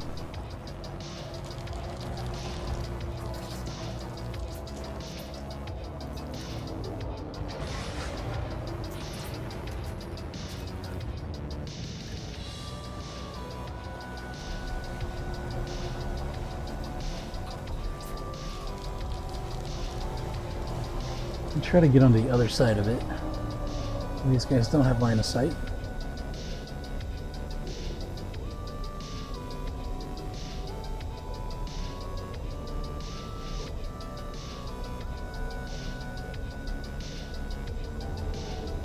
Can we like nestle down here for a second? Just chill? No, this stupid interceptor's on us. Hey! Bucko? Oh, this is not an interceptor, this is a, hunter.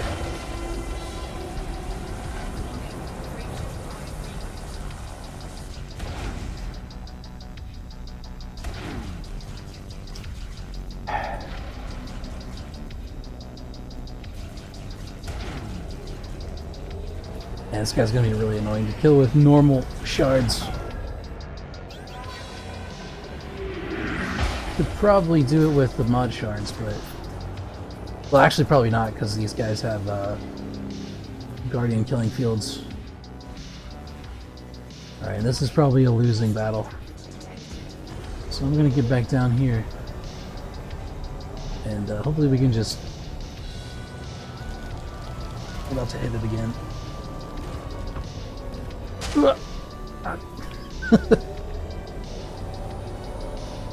I'm not used to flying this thing so close to other stuff.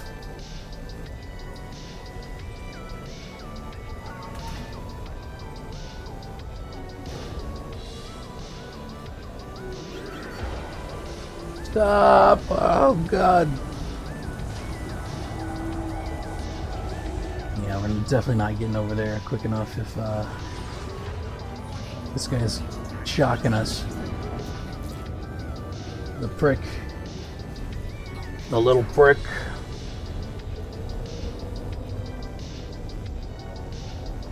Come on, get to it.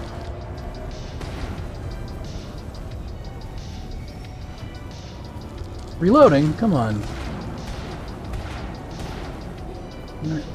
We did a little bit.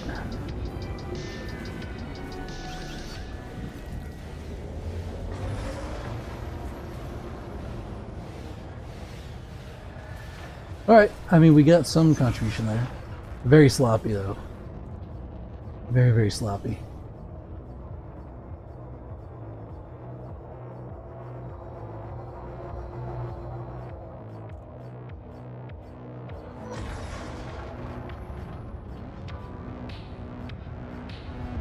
Okay, I guess it's not gonna do its field thing.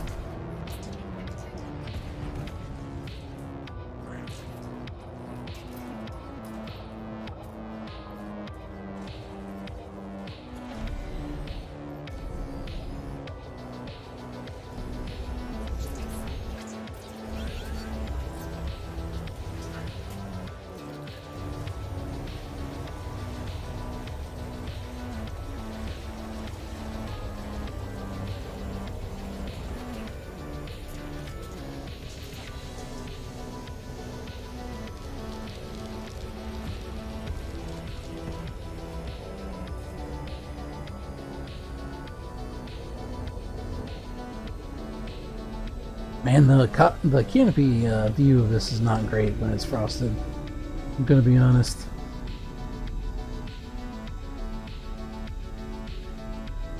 Alright, you seem to be okay right here. I guess that hunter finally left, which is good. We'll just nestle down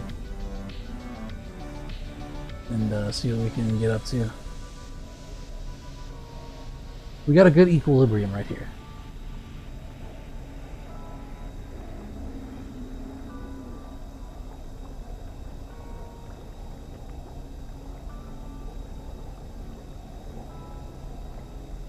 Hopefully it didn't bug out and the vents will open up here in a second.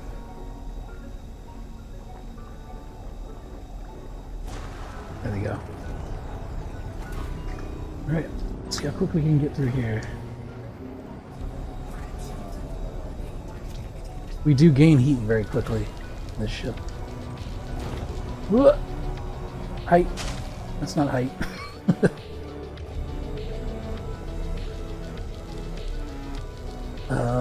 Where am I? There it is. Alright, note to self, we need to like get some better altitude whenever we do this. The vertical thrusters are not very good.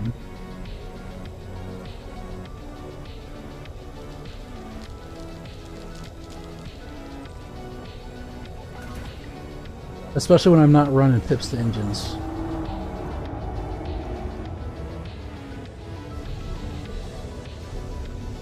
And the ship gains heat really quick, which is probably not ideal.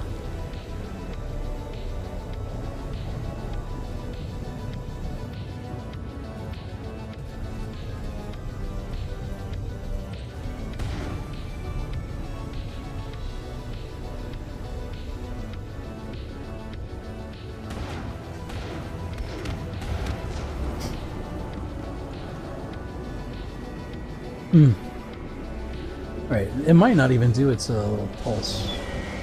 There it is, never mind. Alright.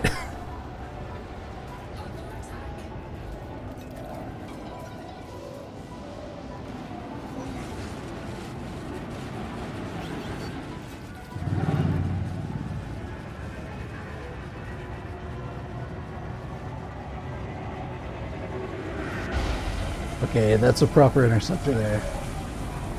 Which isn't ideal.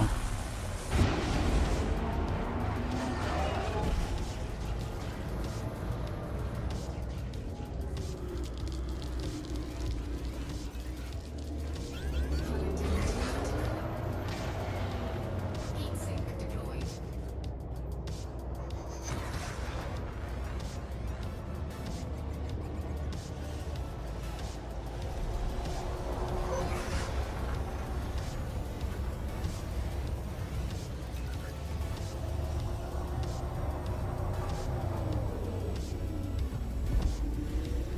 Well, that was weird. Module malfunction. Warning. Caustic damage detected. Under attack. Alright, we're still alive.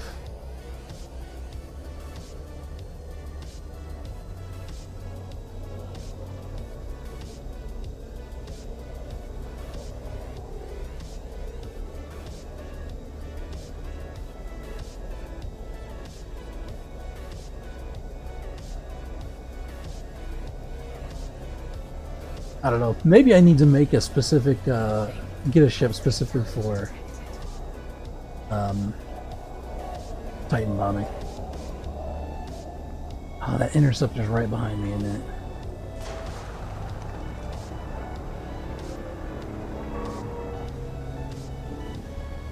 It's right behind me, ain't it?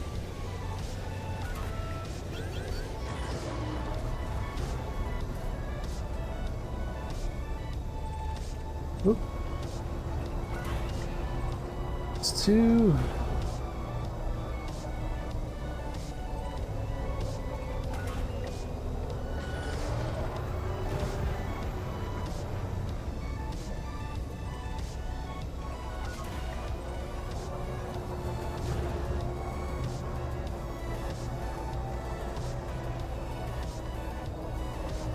Did we miss one?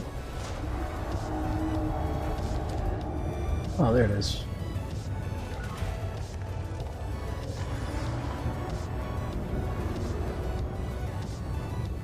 Whoop.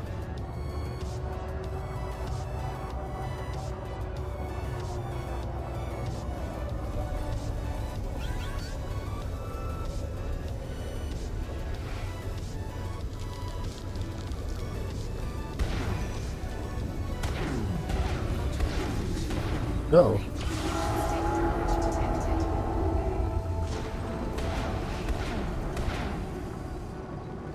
Under attack.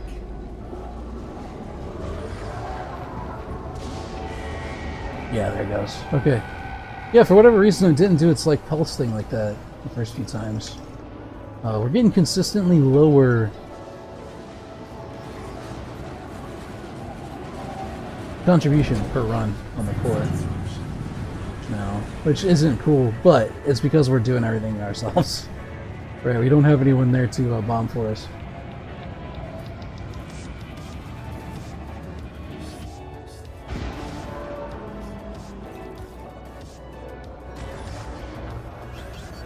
Right, we got a single heat sink left, which we will use. Try to get back to the backside as quick as possible. Gonna fire those off so they're reloading.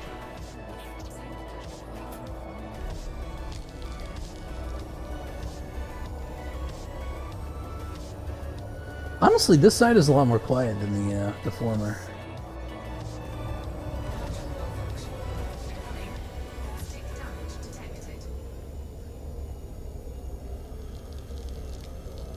we're still doing okay for now.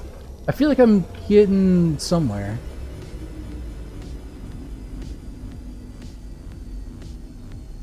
Let's actually try to angle a little bit better for the next vent. So we were just like a little bit more in line.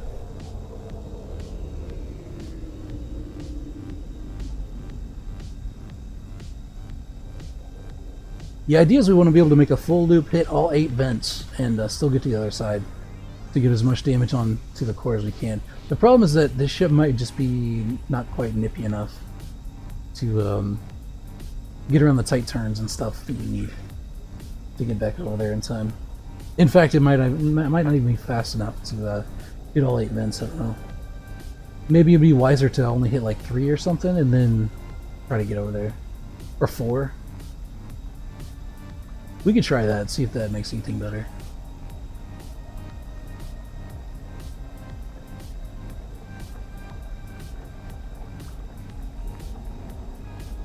See that swarm on the radar. Hopefully it like stays, minds its own business.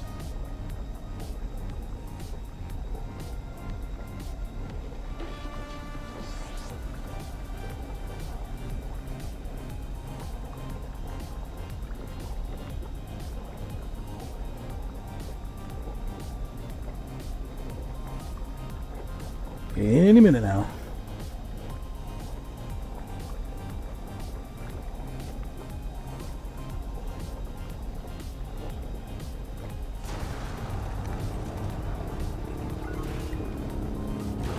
Right.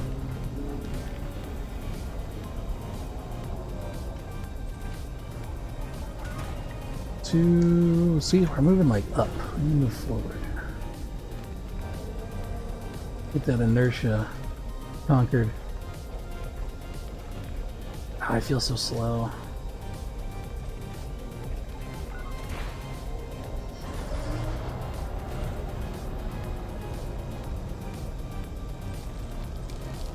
Alright, I'm gonna do 4 and then try to just head straight for the other side.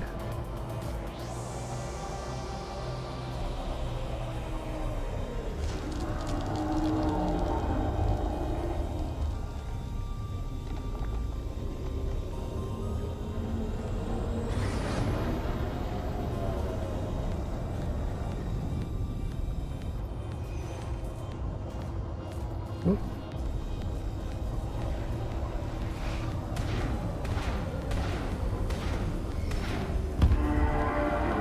Oh, she's reloading. Ugh, got some frame rate problems. A lot of stuff going on. Kill the pineapple. Alright, let's try that. Let's see what sort of contribution we get. That one certainly felt better. I felt like we did a lot more.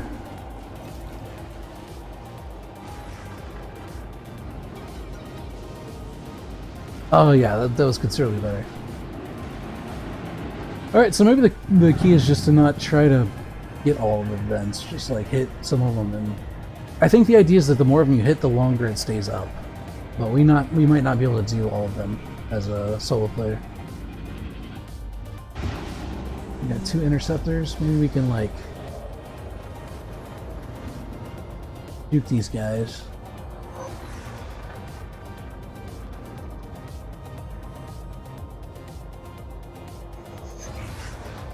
Get back around as quick as possible.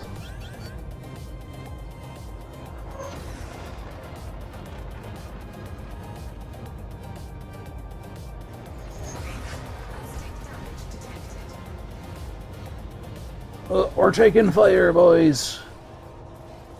We're taking bloody fire. Get ourselves cooled down.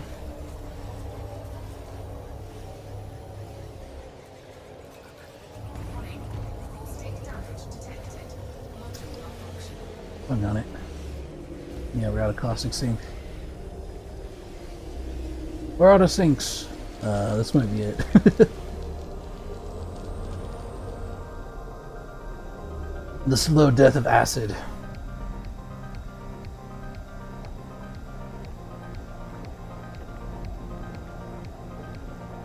So one of my gripes about this with the canopy is once you get it frosted up, you get these big gray, ugly big gray spots like on the canopy that kind of cover where you're looking whenever you're trying to go around. If that makes sense, right? So as you're moving around the Titan to try to hit these things, like it's kind of right in the way. Right? See how the next one's kind of obscured by it?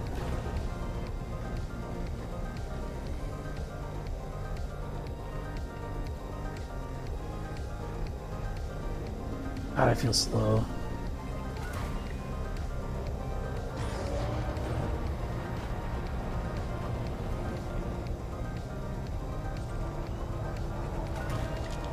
Alright, now we go back around.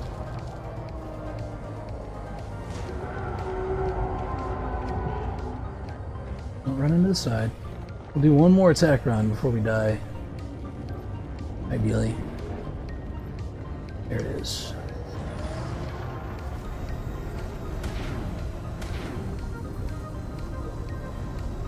Oh, we're moving pretty quick.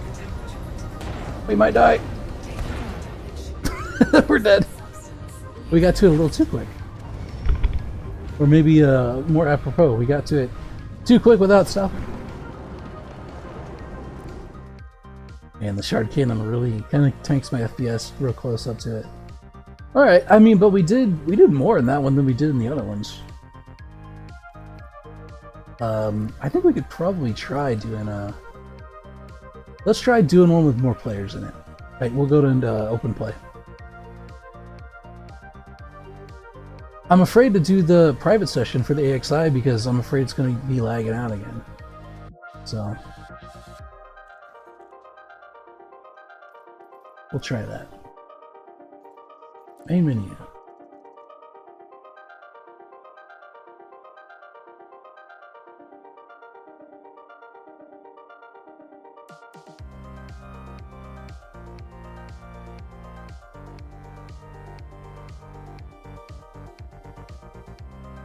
Hello? There it goes. Team's having a little bit of a problem.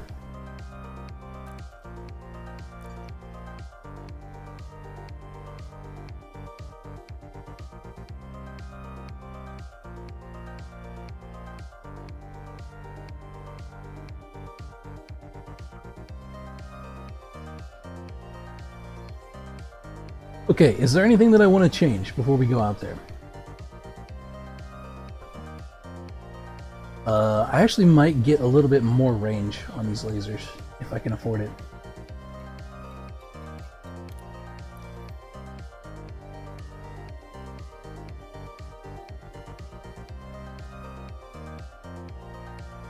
Like I was saying, the Frontier servers seem to be having a little bit of an issue tonight, I don't know. It gets like really slow to be able to get into open play and stuff whenever I first boot up the game. We'll get ranked 2. Try that. We got plenty of materials.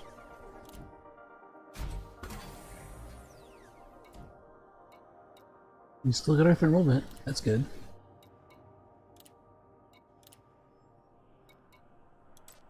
This way we'll be able to start venting heat even further out.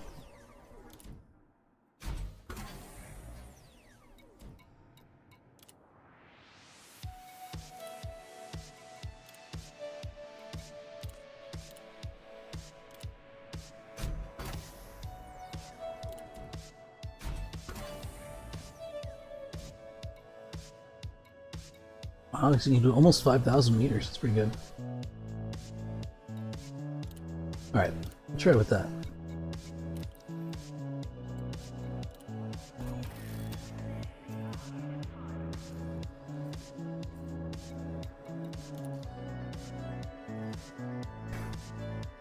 Yeah, this is kind of what Elite Dangerous is all about, right?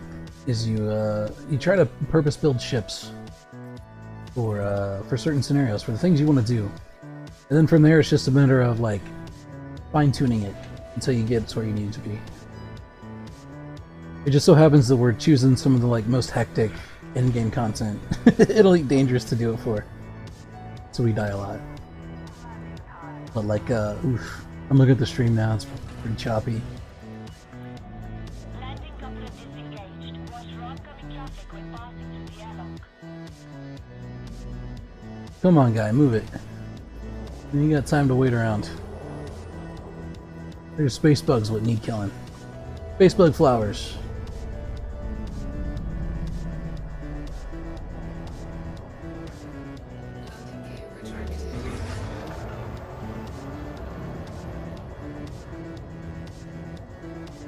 Yeah, I'm still not entirely sure why OBS has a problem with this game.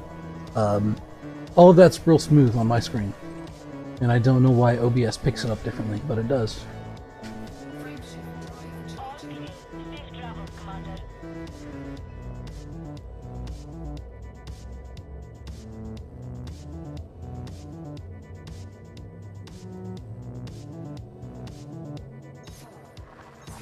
I suspect it probably has something to do with the CPU. Because, I don't know, it's like the game eats up so much CPU that OBS doesn't have... It's like it has just too little to be able to properly process it or something. Or output. That's why I don't use my little PNG avatar whenever I play this game. Because it also eats up a little bit of CPU. Like, and it would probably make it just that much worse.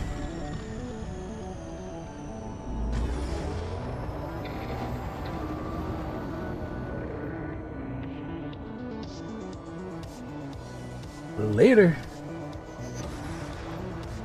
Actually, where's my caustic sinks? There we go. Alright, we should be set up once we get in there.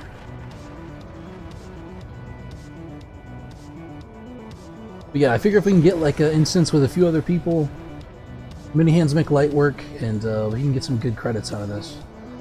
Get good contribution, knock the hearts down, kill the Titan faster, all good stuff.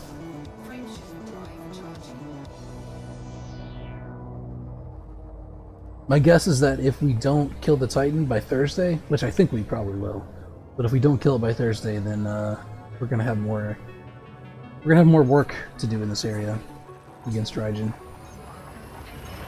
because it'll start invasion systems and stuff again, send out alerts.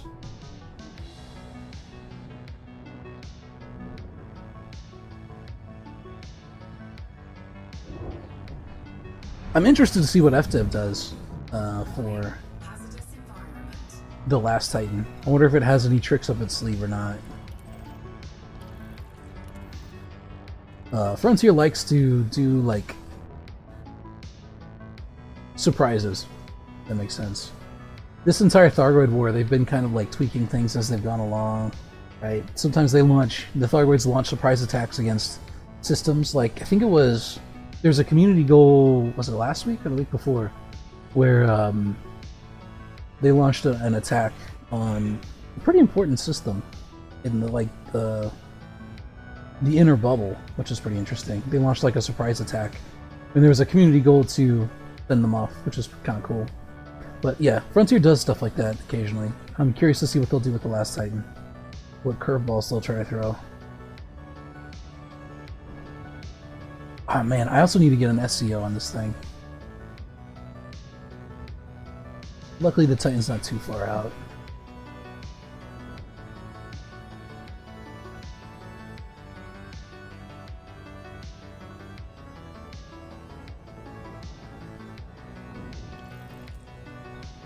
For a long time I thought the SEOs were not capable of being modified, but that's not true.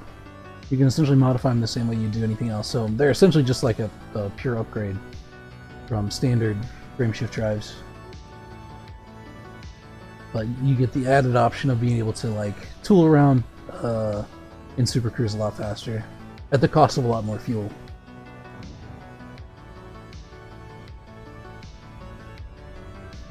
We'll do it like last time. Give the planet a wider berth. Coming from the other side. Just like that. Perfect.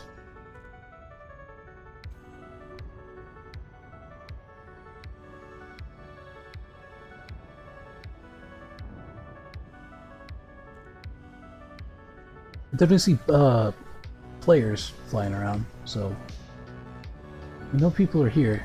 The question is just getting an instance that's not bugged. Because it seems like the more multiplayer stuff you get into, the more it tends to do that.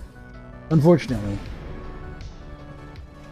Instance stability in multiplayer is not always the strong suit of Elite Dangerous, unfortunately.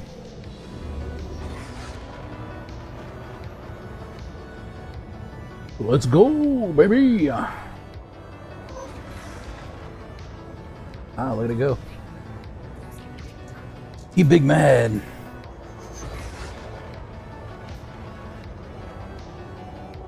There's not a whole lot of mines, which is nice.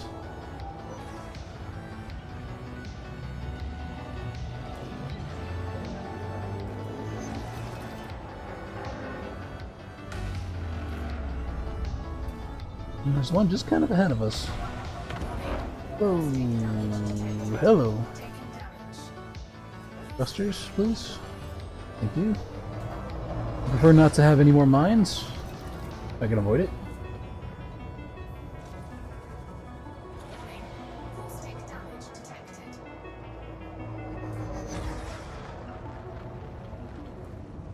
Yeah, I can see someone's laser in there. Like two of them? Two at least? Three?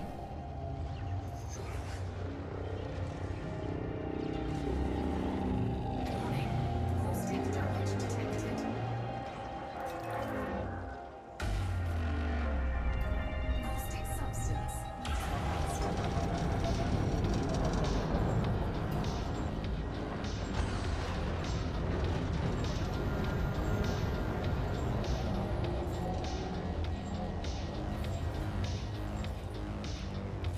Drop a heat sink. Okay, cool. He's spamming it. That's nice.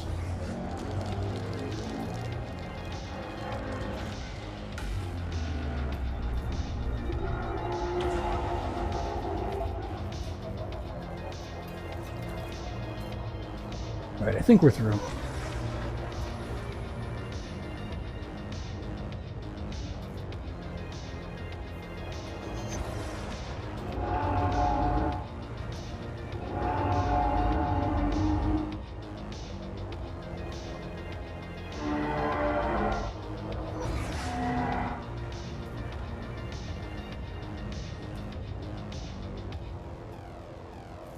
Nice, okay.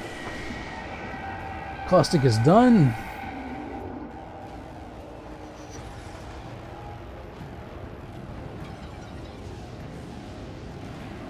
There it is. We'll hang back a little bit until its donut goes away. The forbidden donut. Go on, have a bite. Okay. So, up on top, from our perspective, is where the vents are. So we can help them bomb those, I guess. Well, unless they've already got someone who has like a pattern down. If they do, then we just won't mess with them.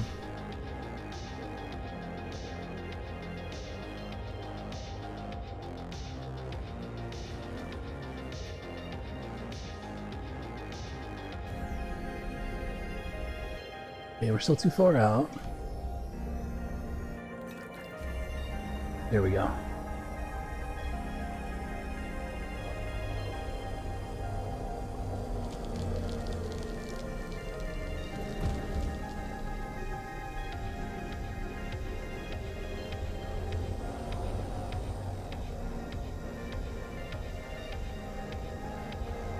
Good so far. God, I can't see shit. That's so distracting. I love the ship for fighting interceptors, but man, I don't know about Titan bombing.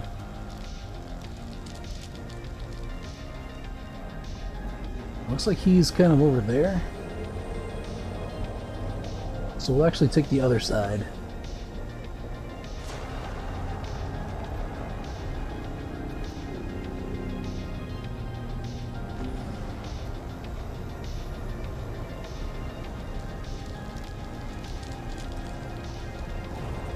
Oh, never mind. Someone else has already got it.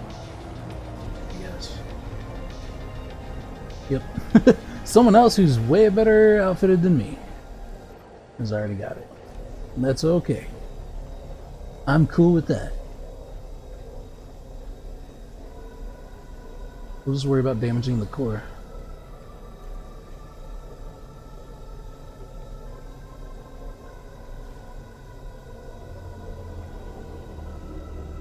Now we can actually see like what kind of damage numbers we can get for contribution. We want to get pretty close with the shard cannons.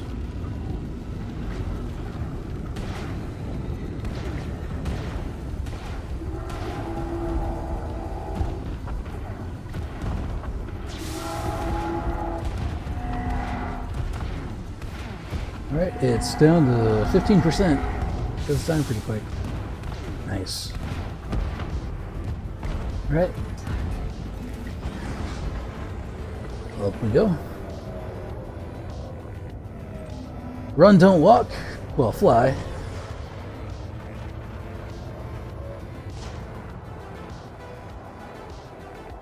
Presumably it's gonna, like, wig out.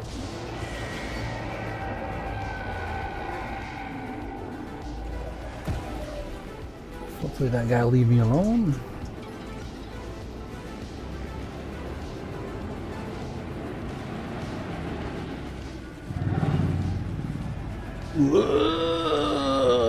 My eyes!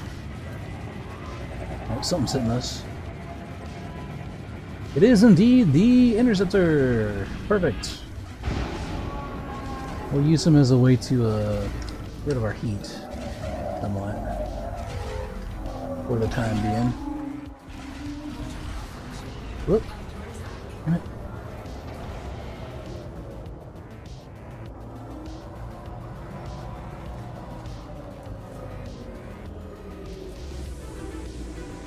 Oh, that's why our throttle wasn't up. It's like, why am I slowing down?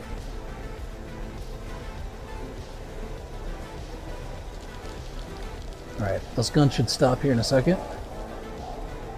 Hopefully. There we go. Damn it. Oh shit, our caustic launcher's busted. Hold on. Get that heat down as best we can. Modules. Ooh. Repair. Deactivated? What the fuck? I don't know what happened there. I thought I had like 40% of my hull left.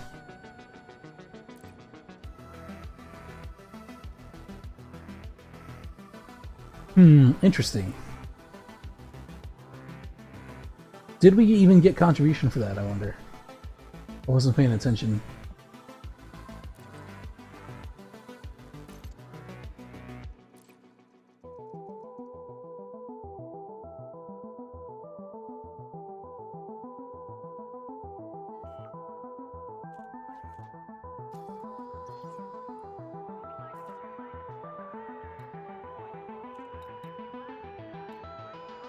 I know that's not true. What's going on? We should definitely have bonds in here. There it is. 18 million, is that? Maybe.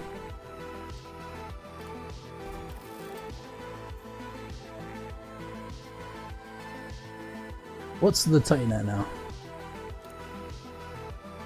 I don't know what the hell happened there in that last run. I'm not sure what killed me so quick. I might have just been like so causticed up that it killed me super fast.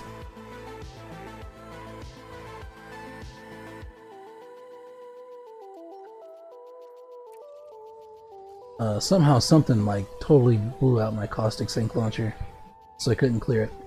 Right, I'm gonna take a quick break, and then I'll be right back. And we'll get back into more doing some more runs. I don't know how long I'll go for the stream, but I want to go for pretty long. The problem is that, like, if things keep going this way, I feel like it's going to be pulling teeth, but we'll see. Anyway, I'll be right back. Enjoy the music.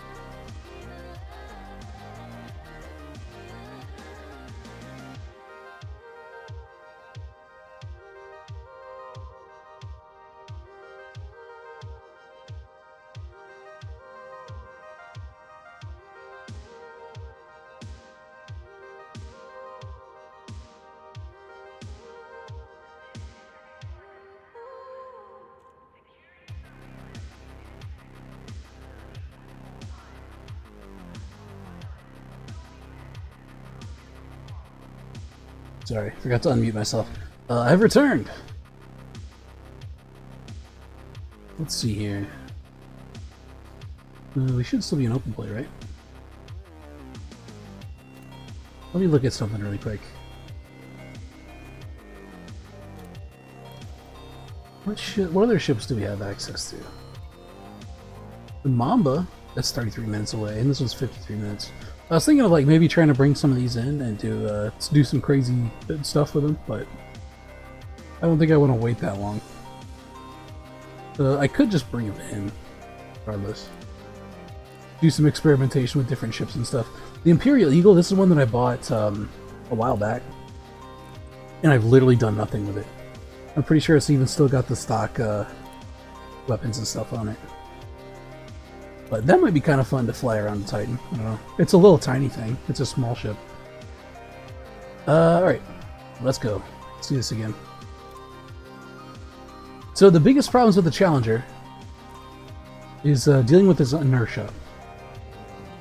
Right? Because the ship was developed... It was designed, you know, as far as like components and stuff choices were designed for dealing with ships that were bigger than it in big open areas. Right, so it's got a lot of hull plating, which also makes it very heavy. It's got a lot of mass on it, and that gives it a lot of inertia. So being able to maneuver around and get places quickly, right? It's got decent enough top speed, but like getting it to go takes a lot of energy, and getting it to stop takes a lot of energy, right? It takes a while to get it to move in the direction you want to. You can't just go change around stuff too quick. So I don't know. This probably isn't the best ship for Titan combat, but I mean, with the Guardian weapons, it has a lot more firepower. I'm trying to think of other ships that might be better candidates. I've heard that Mambas make for good bombers for the torpedoes, which would make sense because they're so fast. So I don't know, maybe I'll try that. I kind of don't want to use my Mamba for that since it's my bounty hunting ship. Unfortunately, once you start, as you've seen, once you start messing around with the equipment and things, it gets a little finicky. And you have to try to remember where everything goes whenever you're done and stuff. But yeah, we'll see. The alternative is I could try putting some of this stuff on the Pleco, because the Pleco has decent maneuverability. And it might do a little bit better. Oops, sorry. Spaced out there. I got to yapping and forgot to charge up the drive. But yeah, it's got decent maneuverability, so it could be a good candidate. The problem is it's already lacking in hard points. It's got, what does it have? Two smalls and two... No, it's got 2 Class 2s and 2 Class 3s. That's right. So it could be a decent candidate. You could do like a thermal vent laser class 2, which it already has on it, and then just like transfer over the 3 of the not Gauss cannons, the shard cannons. That actually might work better. It wouldn't be nearly as tanky, but we've at least had some success with it whenever we were doing missile racks. So that could be a way to get the same maneuverability and stuff, and evasion of the Pleco with the firepower of the Challenger. The only problem is that if you want to run Guardian weapons, they take a lot of power and stuff. That's why this one also has like Guardian power generators and stuff, which I don't know.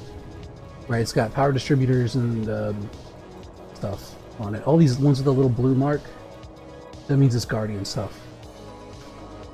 So I don't know how well it would do with a human power generator and stuff like that, power plant. That would all have to be experimental as well. At some point it's like, I could spend all night just like experimenting with stuff. And I kind of want to actually get damage on the Titan because it's going so slow. I want to actually help out. So we'll just keep trying with this. See what's going on. Maybe I'll think about it between streams. Once this Titan goes down, I'm kind of stoked to get back into doing invasions and stuff. I sort of miss fighting interceptors. It's really good credits too. Actually better than this, than fighting the Titans.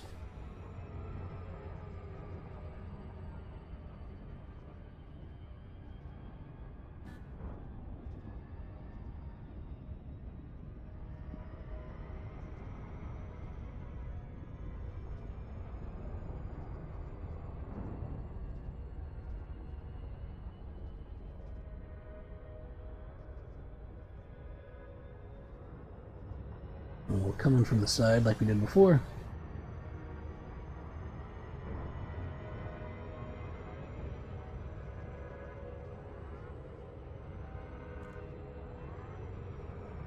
One of the things I like about this game, and also one of the things I don't like about this game, is that it's not just about building good ships.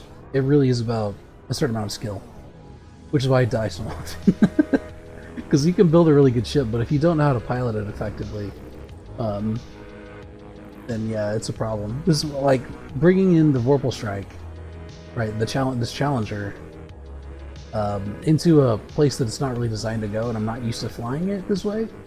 You can see how it really causes problems. Whereas with the Pleco, which is a little bit better suited to it, and I'm a little bit more experienced with flying it in this situation, it doesn't do as bad if I'm like actually focused. The first run that I did in the stream Thursday was like pretty good. We stayed in there for a long time. So I'm hoping to have another instance like that, but you kind of need like a little syzygy to happen, right? All the stars need to align in a certain way, and occasionally you just get a really good instance where you have the right people in it and everything works out good.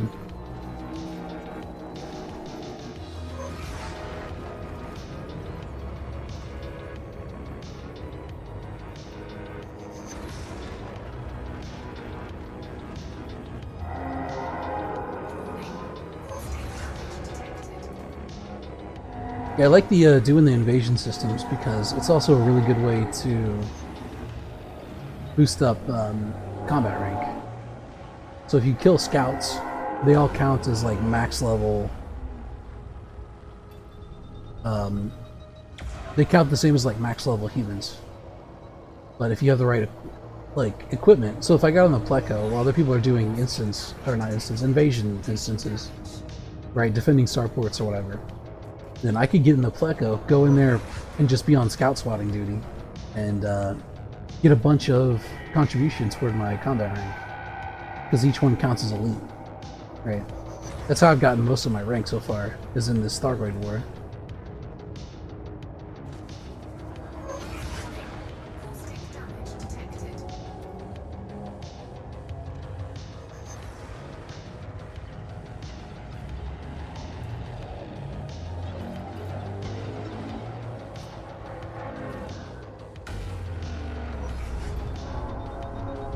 That one's gonna hit us, we're good. Yeah. Vent that heat. Get our boost on. I want to get our system charged up for the next one, just in case. Alright, we're good. Presumably it's still soon enough that we won't take the heat damage or the speed reduction. Yeah, we're good.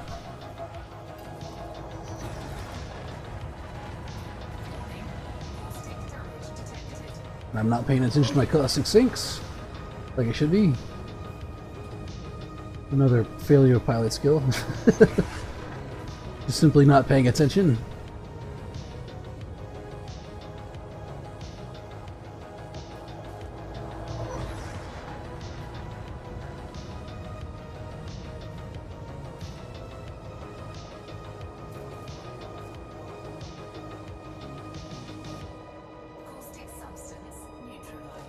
We'll go ahead and eject that one. Alright, we're in. We are almost down 1/5 of our hull, but we did make it. Let's see. We got friendlies going. Looks like they're handling the vents just fine.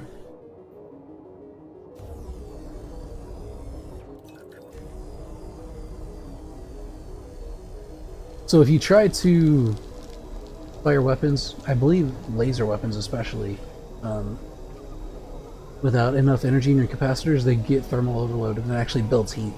So that's why that's why I keep all of my pips and weapons whenever I'm doing this. I don't have a choice.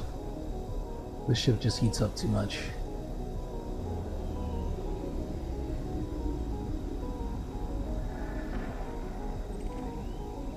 Let's destroy some of these while we're waiting.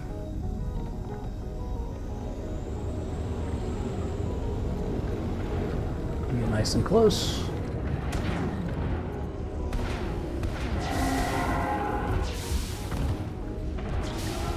Capacitor's looking good.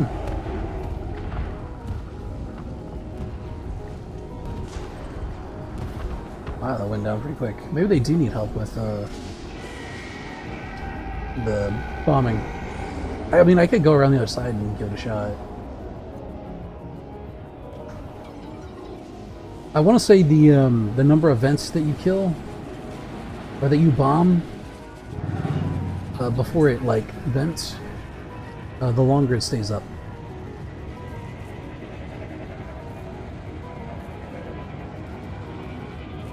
God damn it, this fucking interceptor's on me. I don't know why they love me so much, but man, they do. Every goddamn instance, there's a fucking interceptor on me.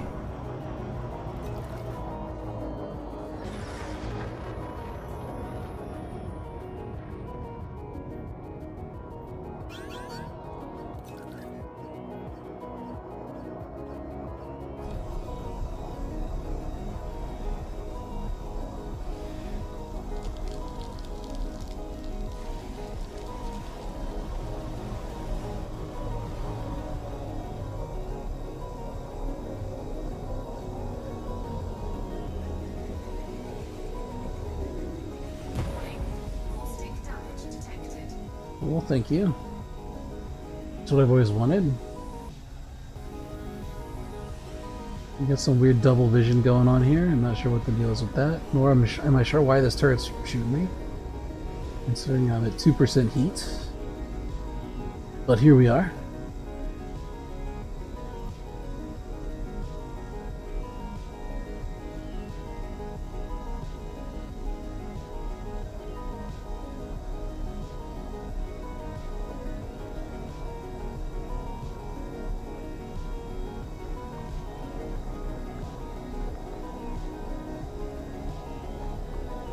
Oh, sitting around waiting for the vent to open.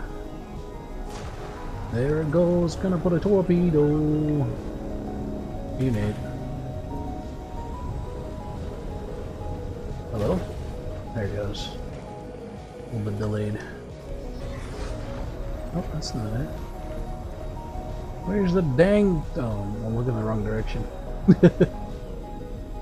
Alright, someone else got that one. But they're probably moving around that way, so we'll take this direction. Never mind. That one just got hit.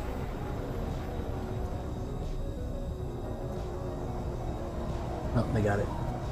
They got them all. They probably don't even need me over here. Woo! Woo! It's a close one.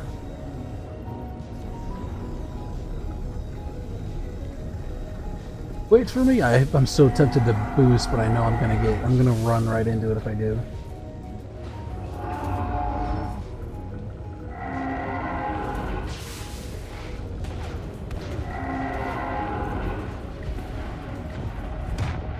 Oh, there it goes. Dead. Dead gem.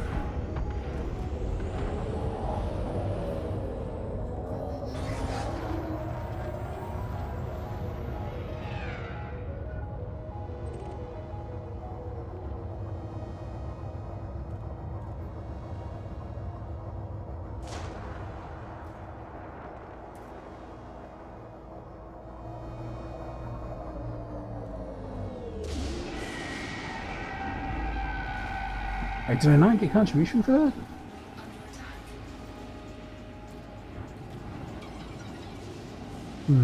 This time we won't do any Titan bombing. We'll just stay on this side and attack the core. See if we get contribution. If it's bugged and we're not getting contribution, there's a good chance we're just wasting our time here. Right? It's not even like it might not even be registering as damage against the whole Titan. That could be another reason why progress is slowed down so much, because you have so many bugged instances where the damage just isn't registering. Oh, there it goes. 1.7 million. It's weird it took so long, though.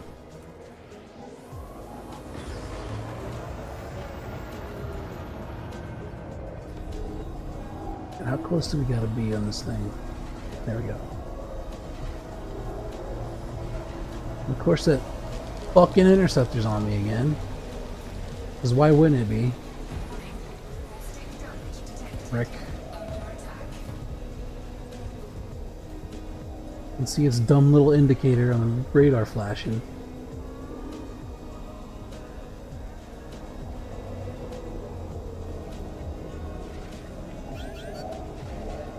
I'm not gonna lead him off or something.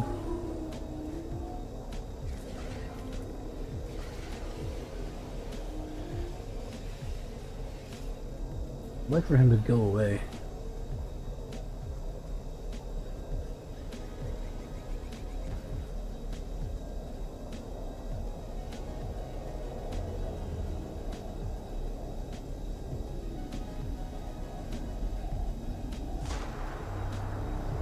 Alright, we might have lost him. We'll see.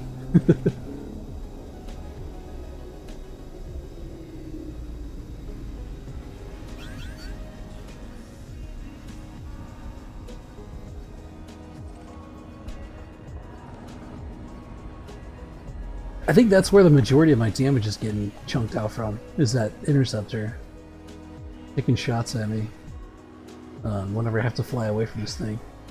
I think that's really the main problem here. Like, the turrets don't do all that much.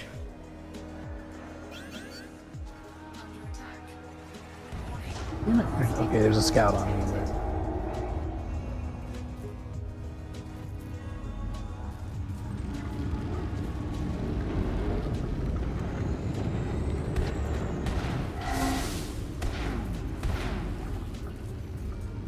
Alright, I mean, at least the lasers work pretty good. I don't even go above 1% while I'm venting. And firing 3 shard cannons at the same time, that's not bad. Because, as I recall, they build up with quite a bit of heat.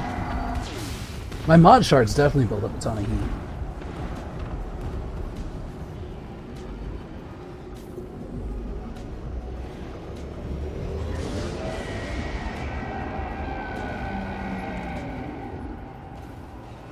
Commander Light Fox.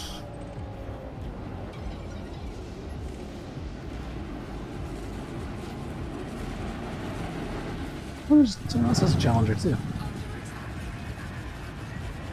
Oh, yeah, I'm getting kind of chewed up by scouts here. Okay, that's a lot better. 5 mil.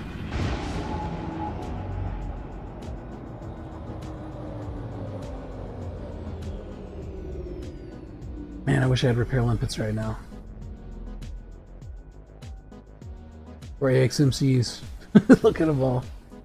The little shits. Fuck you assholes.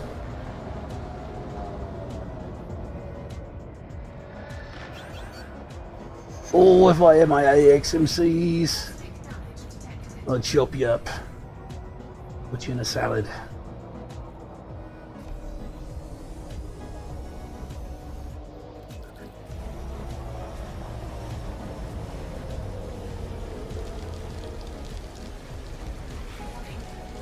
Taking fire!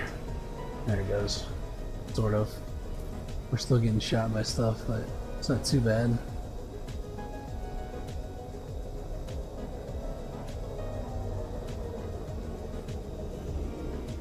I'm gonna stay low.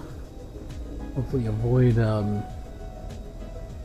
the hateful eyes of Thargoid interceptors and scouts. And, just chill out here while I hold my thumb down forever on these lasers.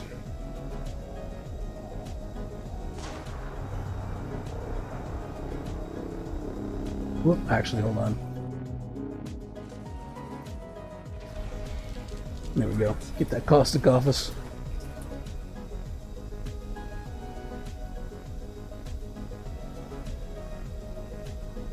I don't see that interceptor on the radar anymore. But then again, it's hard to see anything on the radar with so much shit going on. I'm definitely getting popped by a scout. He's just like poking at me.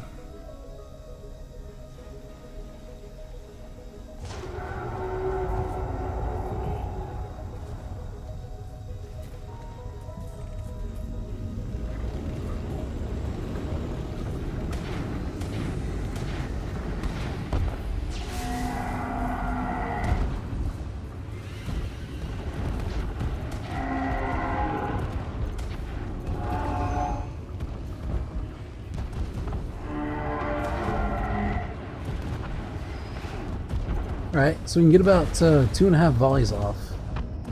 We'll see what contribution that gets us.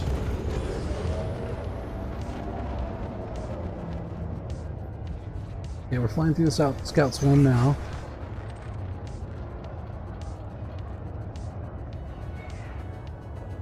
We lost about 6%. All there. We can get kind of far enough out. We can hopefully get them to not follow us. Okay, 4 mil. That's actually less than last time.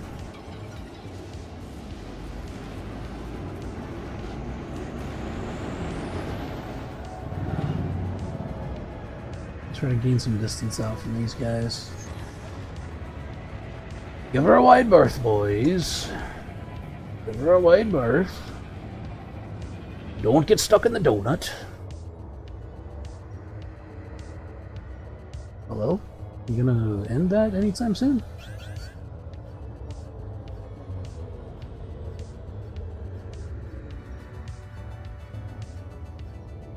It's like, no, I'm just gonna hold it. What are you gonna fucking do about it? Warning.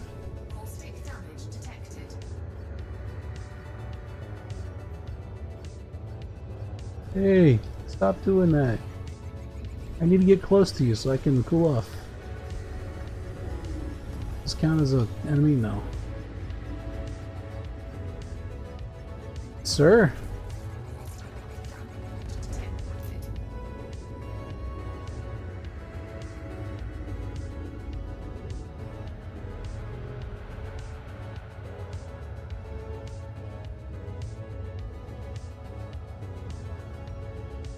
Alright, we're gonna chill here for a minute, I guess.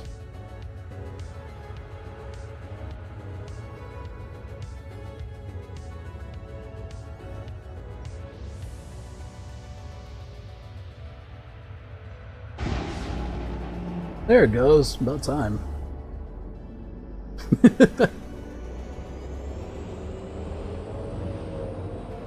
Classic Elite Dangerous jank. There we go.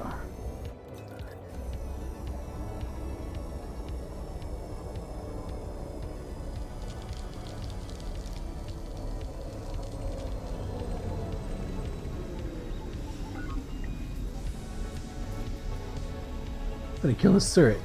Because, screw you, that's why. Have a torpedo.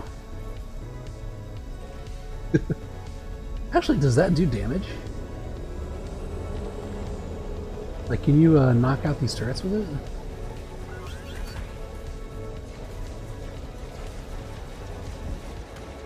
Whoa! Whoa, what the fuck?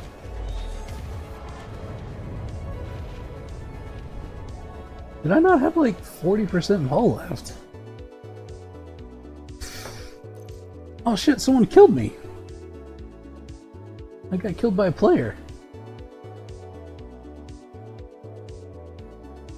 Commander Franz Turdman. Oh well, that's the danger of playing in open play.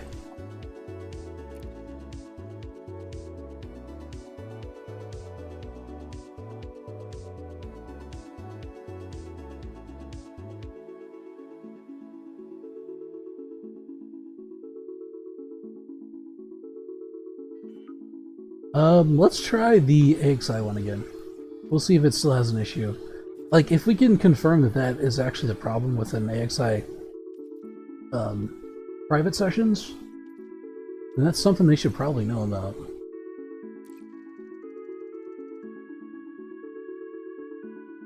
So if we go in and we get more frame rate drops, like, I'll go in their Discord and be like, hey guys, you might want to look into this and see what's going on. If you can.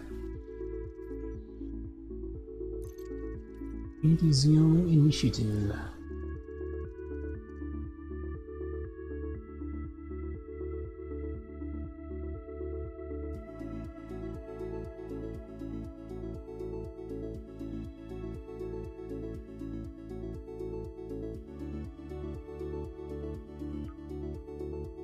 Ugh, that's bright.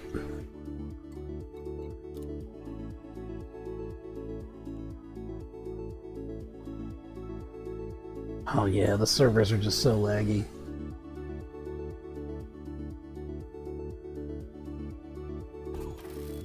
There it goes. That's so bad. Man, come on. Come on, FDev. Like, allocate some of that Neverwinter money over to here. Come on.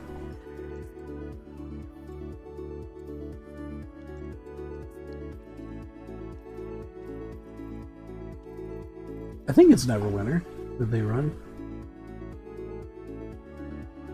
Yeah, it's not even registering the health anymore. Hold on. Hold on, give me a minute. Raijin. Alright, it's down to 31%. That heart is.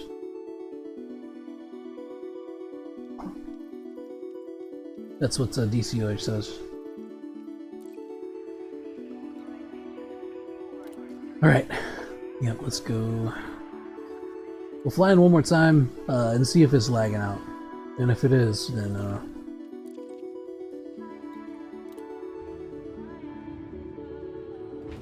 I'll let them know on their Discord that weird stuff is going on.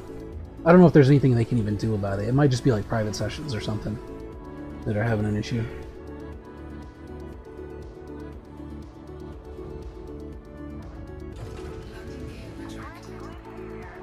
Detach confirmed. Crush for oncoming traffic when passing through the airlock.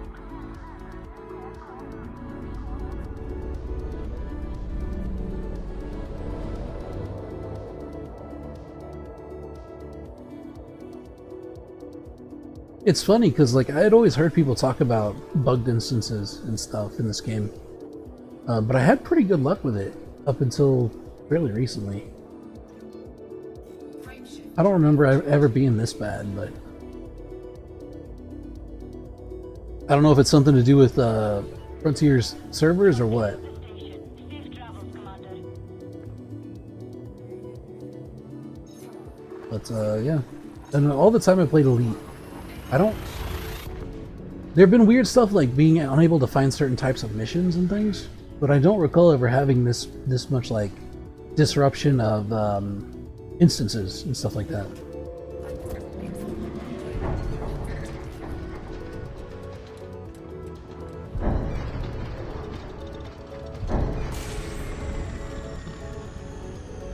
Sweet flips.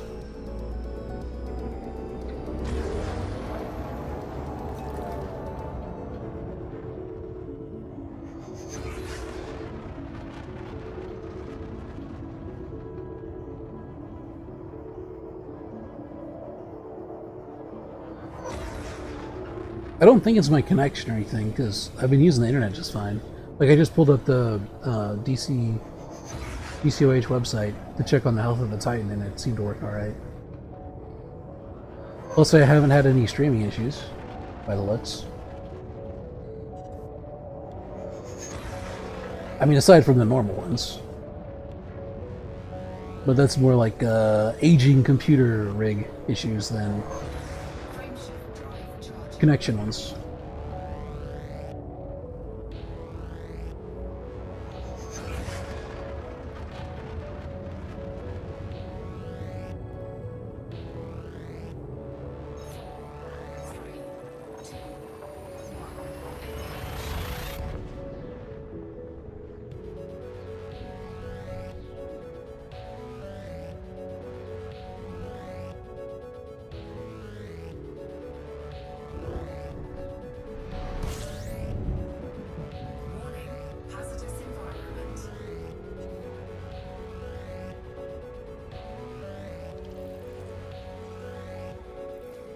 Okay, where's the Titan? Where you at, you big fuck? Shit. Hold on. Hold on.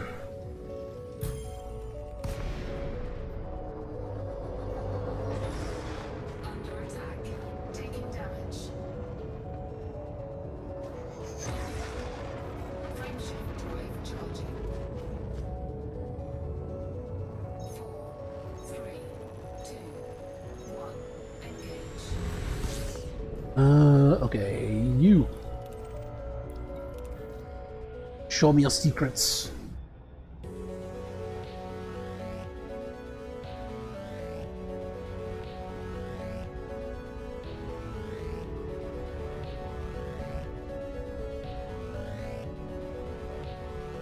So if all goes well, we'll go into the instance, we'll go through the Maelstrom Cloud, we won't have any frame rate issues, and we'll just have a really good instance.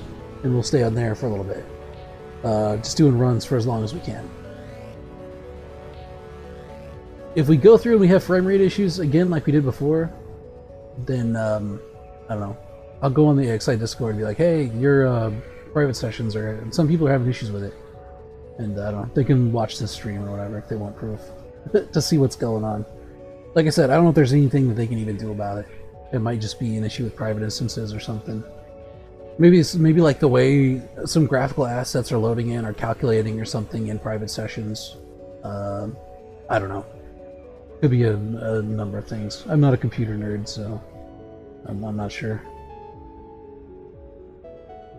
All I know is it was working fine on Thursday. Actually, it was working fine Thursday morning, and then Thursday evening it started to have issues.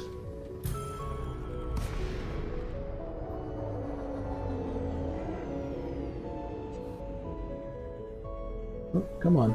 Don't sit around. Frameshift drive Damn charging. it.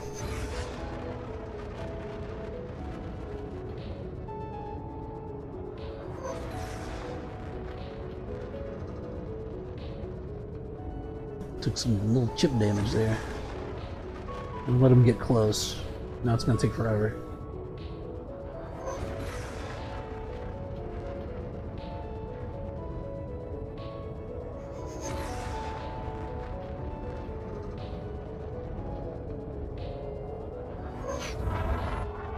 Yeah, there he is. The big flowery jackass. With his dumb looking pedals. Biologically, I'm pretty sure they're like insects. They have like insectoid characteristics, ammonia based. But they look like big angry space flowers.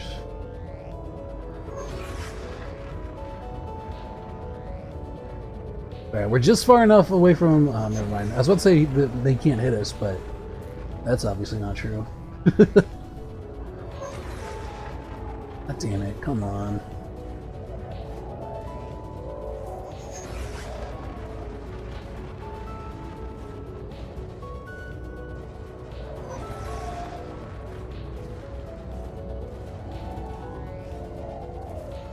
This might be a basilisk.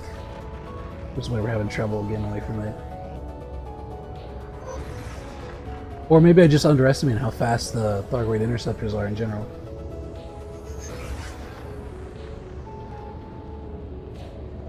Oh, we're still getting tagged.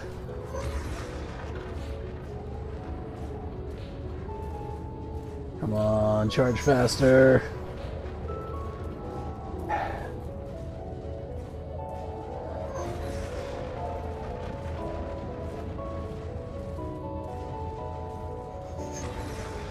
Alright, well, we're half dead.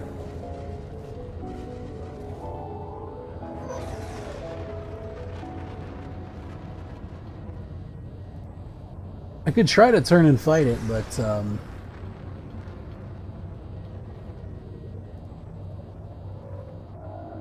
the problem is I don't have, like, good weapons. I've got the shard cannons, but they're not very good against interceptors, if I'm being honest. They have too much spread. So I could try to turn and fight it, but it'd be a heck of a fight, and I'm already half dead. God, that's annoying. Fuck Thargoids. Kill them all. Every last fucking one of them. You son of a bitch.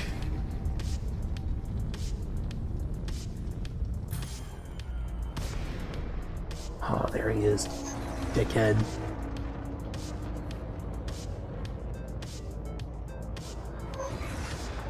Nope. Fuck you. Fuck you. I'm out. I'm already out. So as you can see, and when it comes to dodging interdictions from interceptors and hyperdictions, you want to get moving as quick as possible.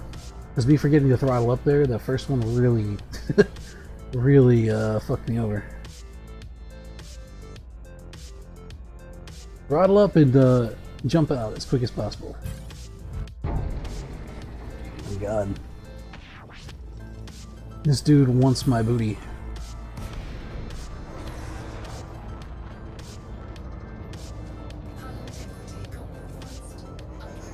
Fuck you.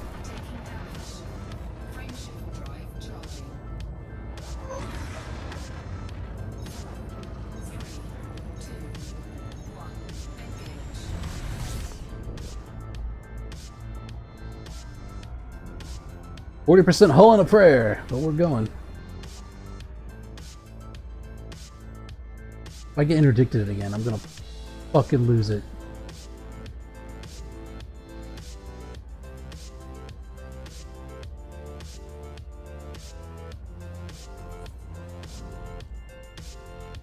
Alright.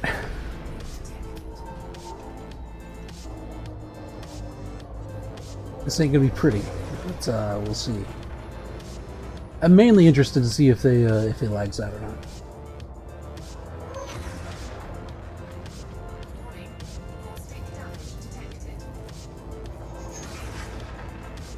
Watch this be the one that I don't get frame rate drops in, and I'm already half dead. That's usually how it would work.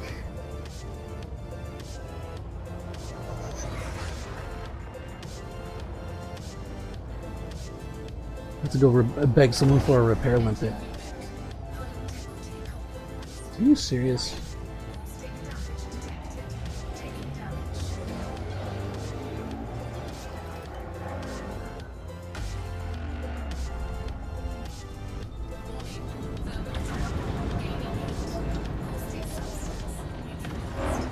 What the fuck, man? Come on.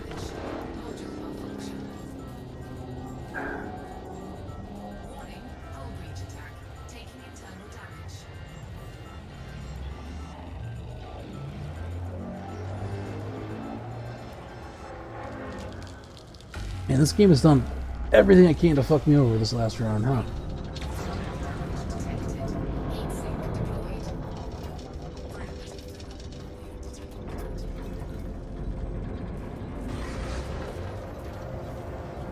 But we ain't giving up. Fuck no. We're going to the end, out of spite.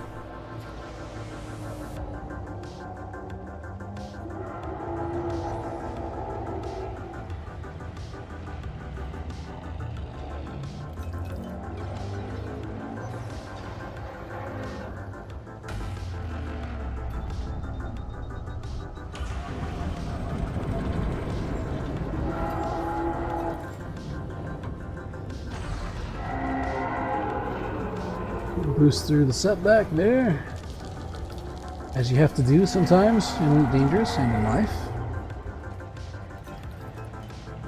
Recharge our systems.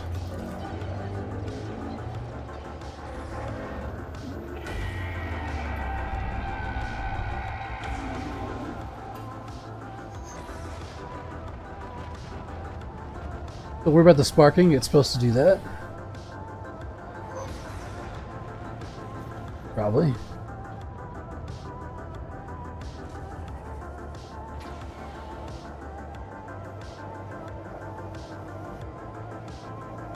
Okay, is it working now? Seems like we're pretty much through. Let's get closer and make sure. Like, let's get right up to the Titan and make sure that everything's working as intended before we say it's good.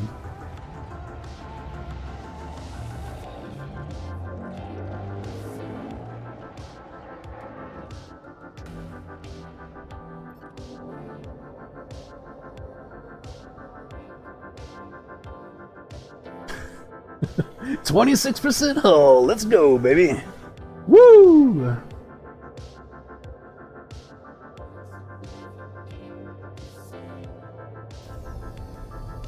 Yep. Shit's already malfunctioning. We only just got here. Hell yeah, brother. We hitting it? Yeah, we are. Cool. Okay, so it appears to be working now. We managed to find an instance that is not, in fact, lagging the fuck out. The one that we're like half dead on already. Just like I said it would happen.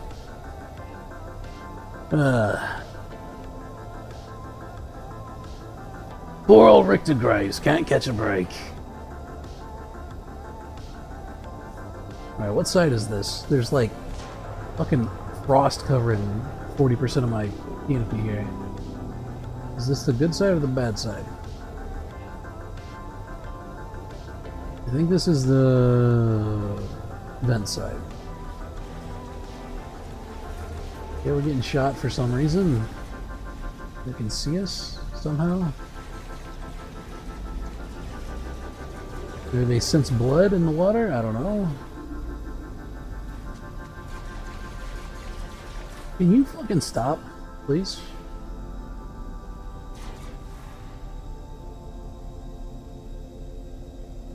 Alright, 14%, great.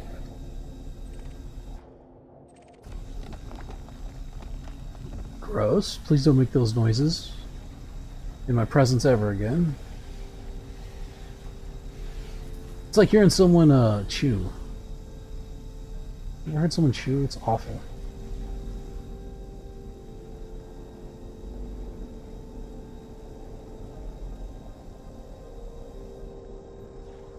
Alright, I'm gonna sit here and wait for this thing to pop up, and then we'll get like one run and then die. I guess. I guess we're just fucked. I don't know. For some reason, everything in this instance is still registering that I'm here, because there's a bunch of missiles coming at me right now. So... whatever. I guess 2% fucking heat is too much. It's too much.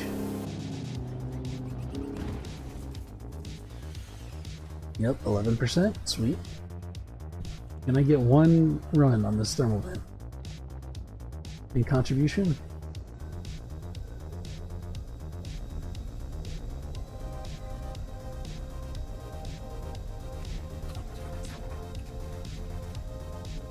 %.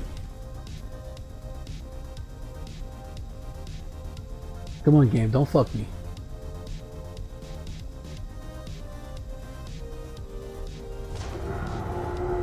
There we go. 9%? Cool, cool.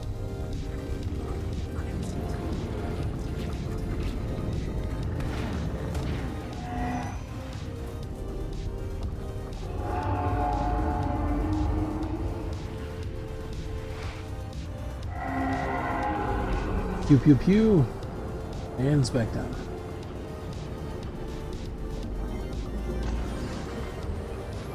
Alright, we're gonna go up through the death swarm here, and probably die immediately. 3.4 mil, I mean that's not super amazing, but better than nothing.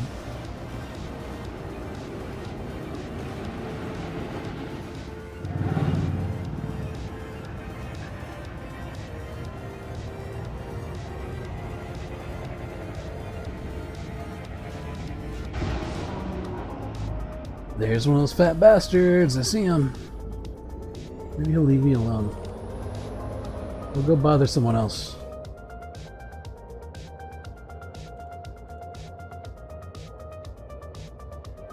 I wish I had repair limpets right now. Yeah, I think what I'm probably going to do is after this stream is I'm going to take out the shard cannons and put them on the Pleco.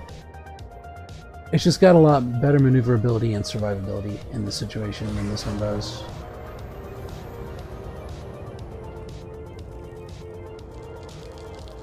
And heat sink.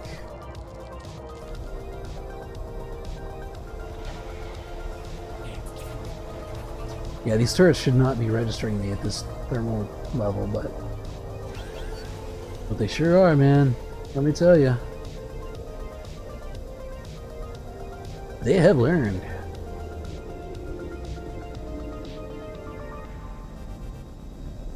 Okay, 9%. Can we get another run on this thing? Can we squeeze one in? Let me just like find a little nook right here. Oh man, my energy's gone, my music. One sec. Do I dare? Thanks for randomly pausing it, YouTube. That's awesome. Nope, there he is. He's right there. Hey buddy, fuck you.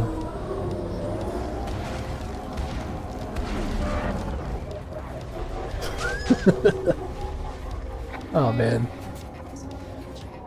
Alright, well. I'm gonna call the stream there.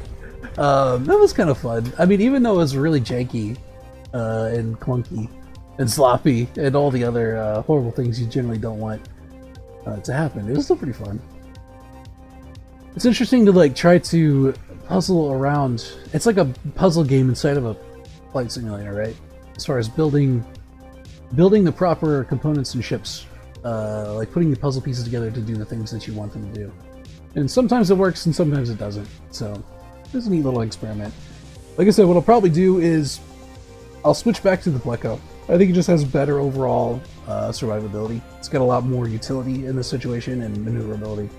And I think it still has the hard points available to kind of do what we're doing here. So it should have roughly the same amount of damage output with just the added utility and stuff. I still like the Challenger. Like, it's obviously still a better interceptor fighter when it's properly outfitted with mod shards and stuff, but for this situation I think the Pleco's better. Probably also a better Titan bomber if I had to guess. Although that would also take another hard point, which you're kind of really limited on with the Federal Assault Ship, which is what the Pleco is. But anyway, I'm going to call it there. Thank you for watching, such as it is, and have a good night. Thanks for watching, Mystic, Magnus. Appreciate you popping in. And yeah, ramble on, y'all. Always ramble on.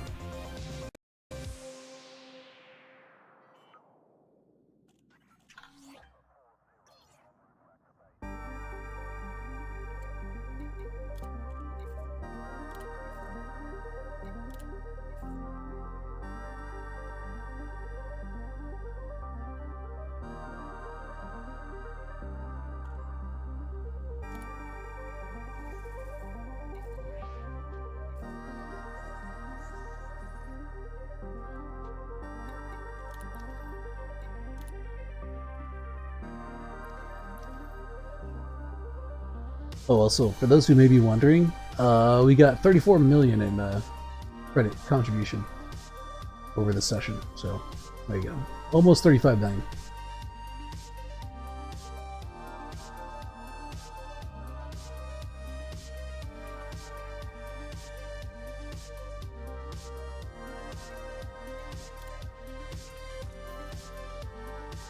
Which I just redeemed. Whoop. Got it.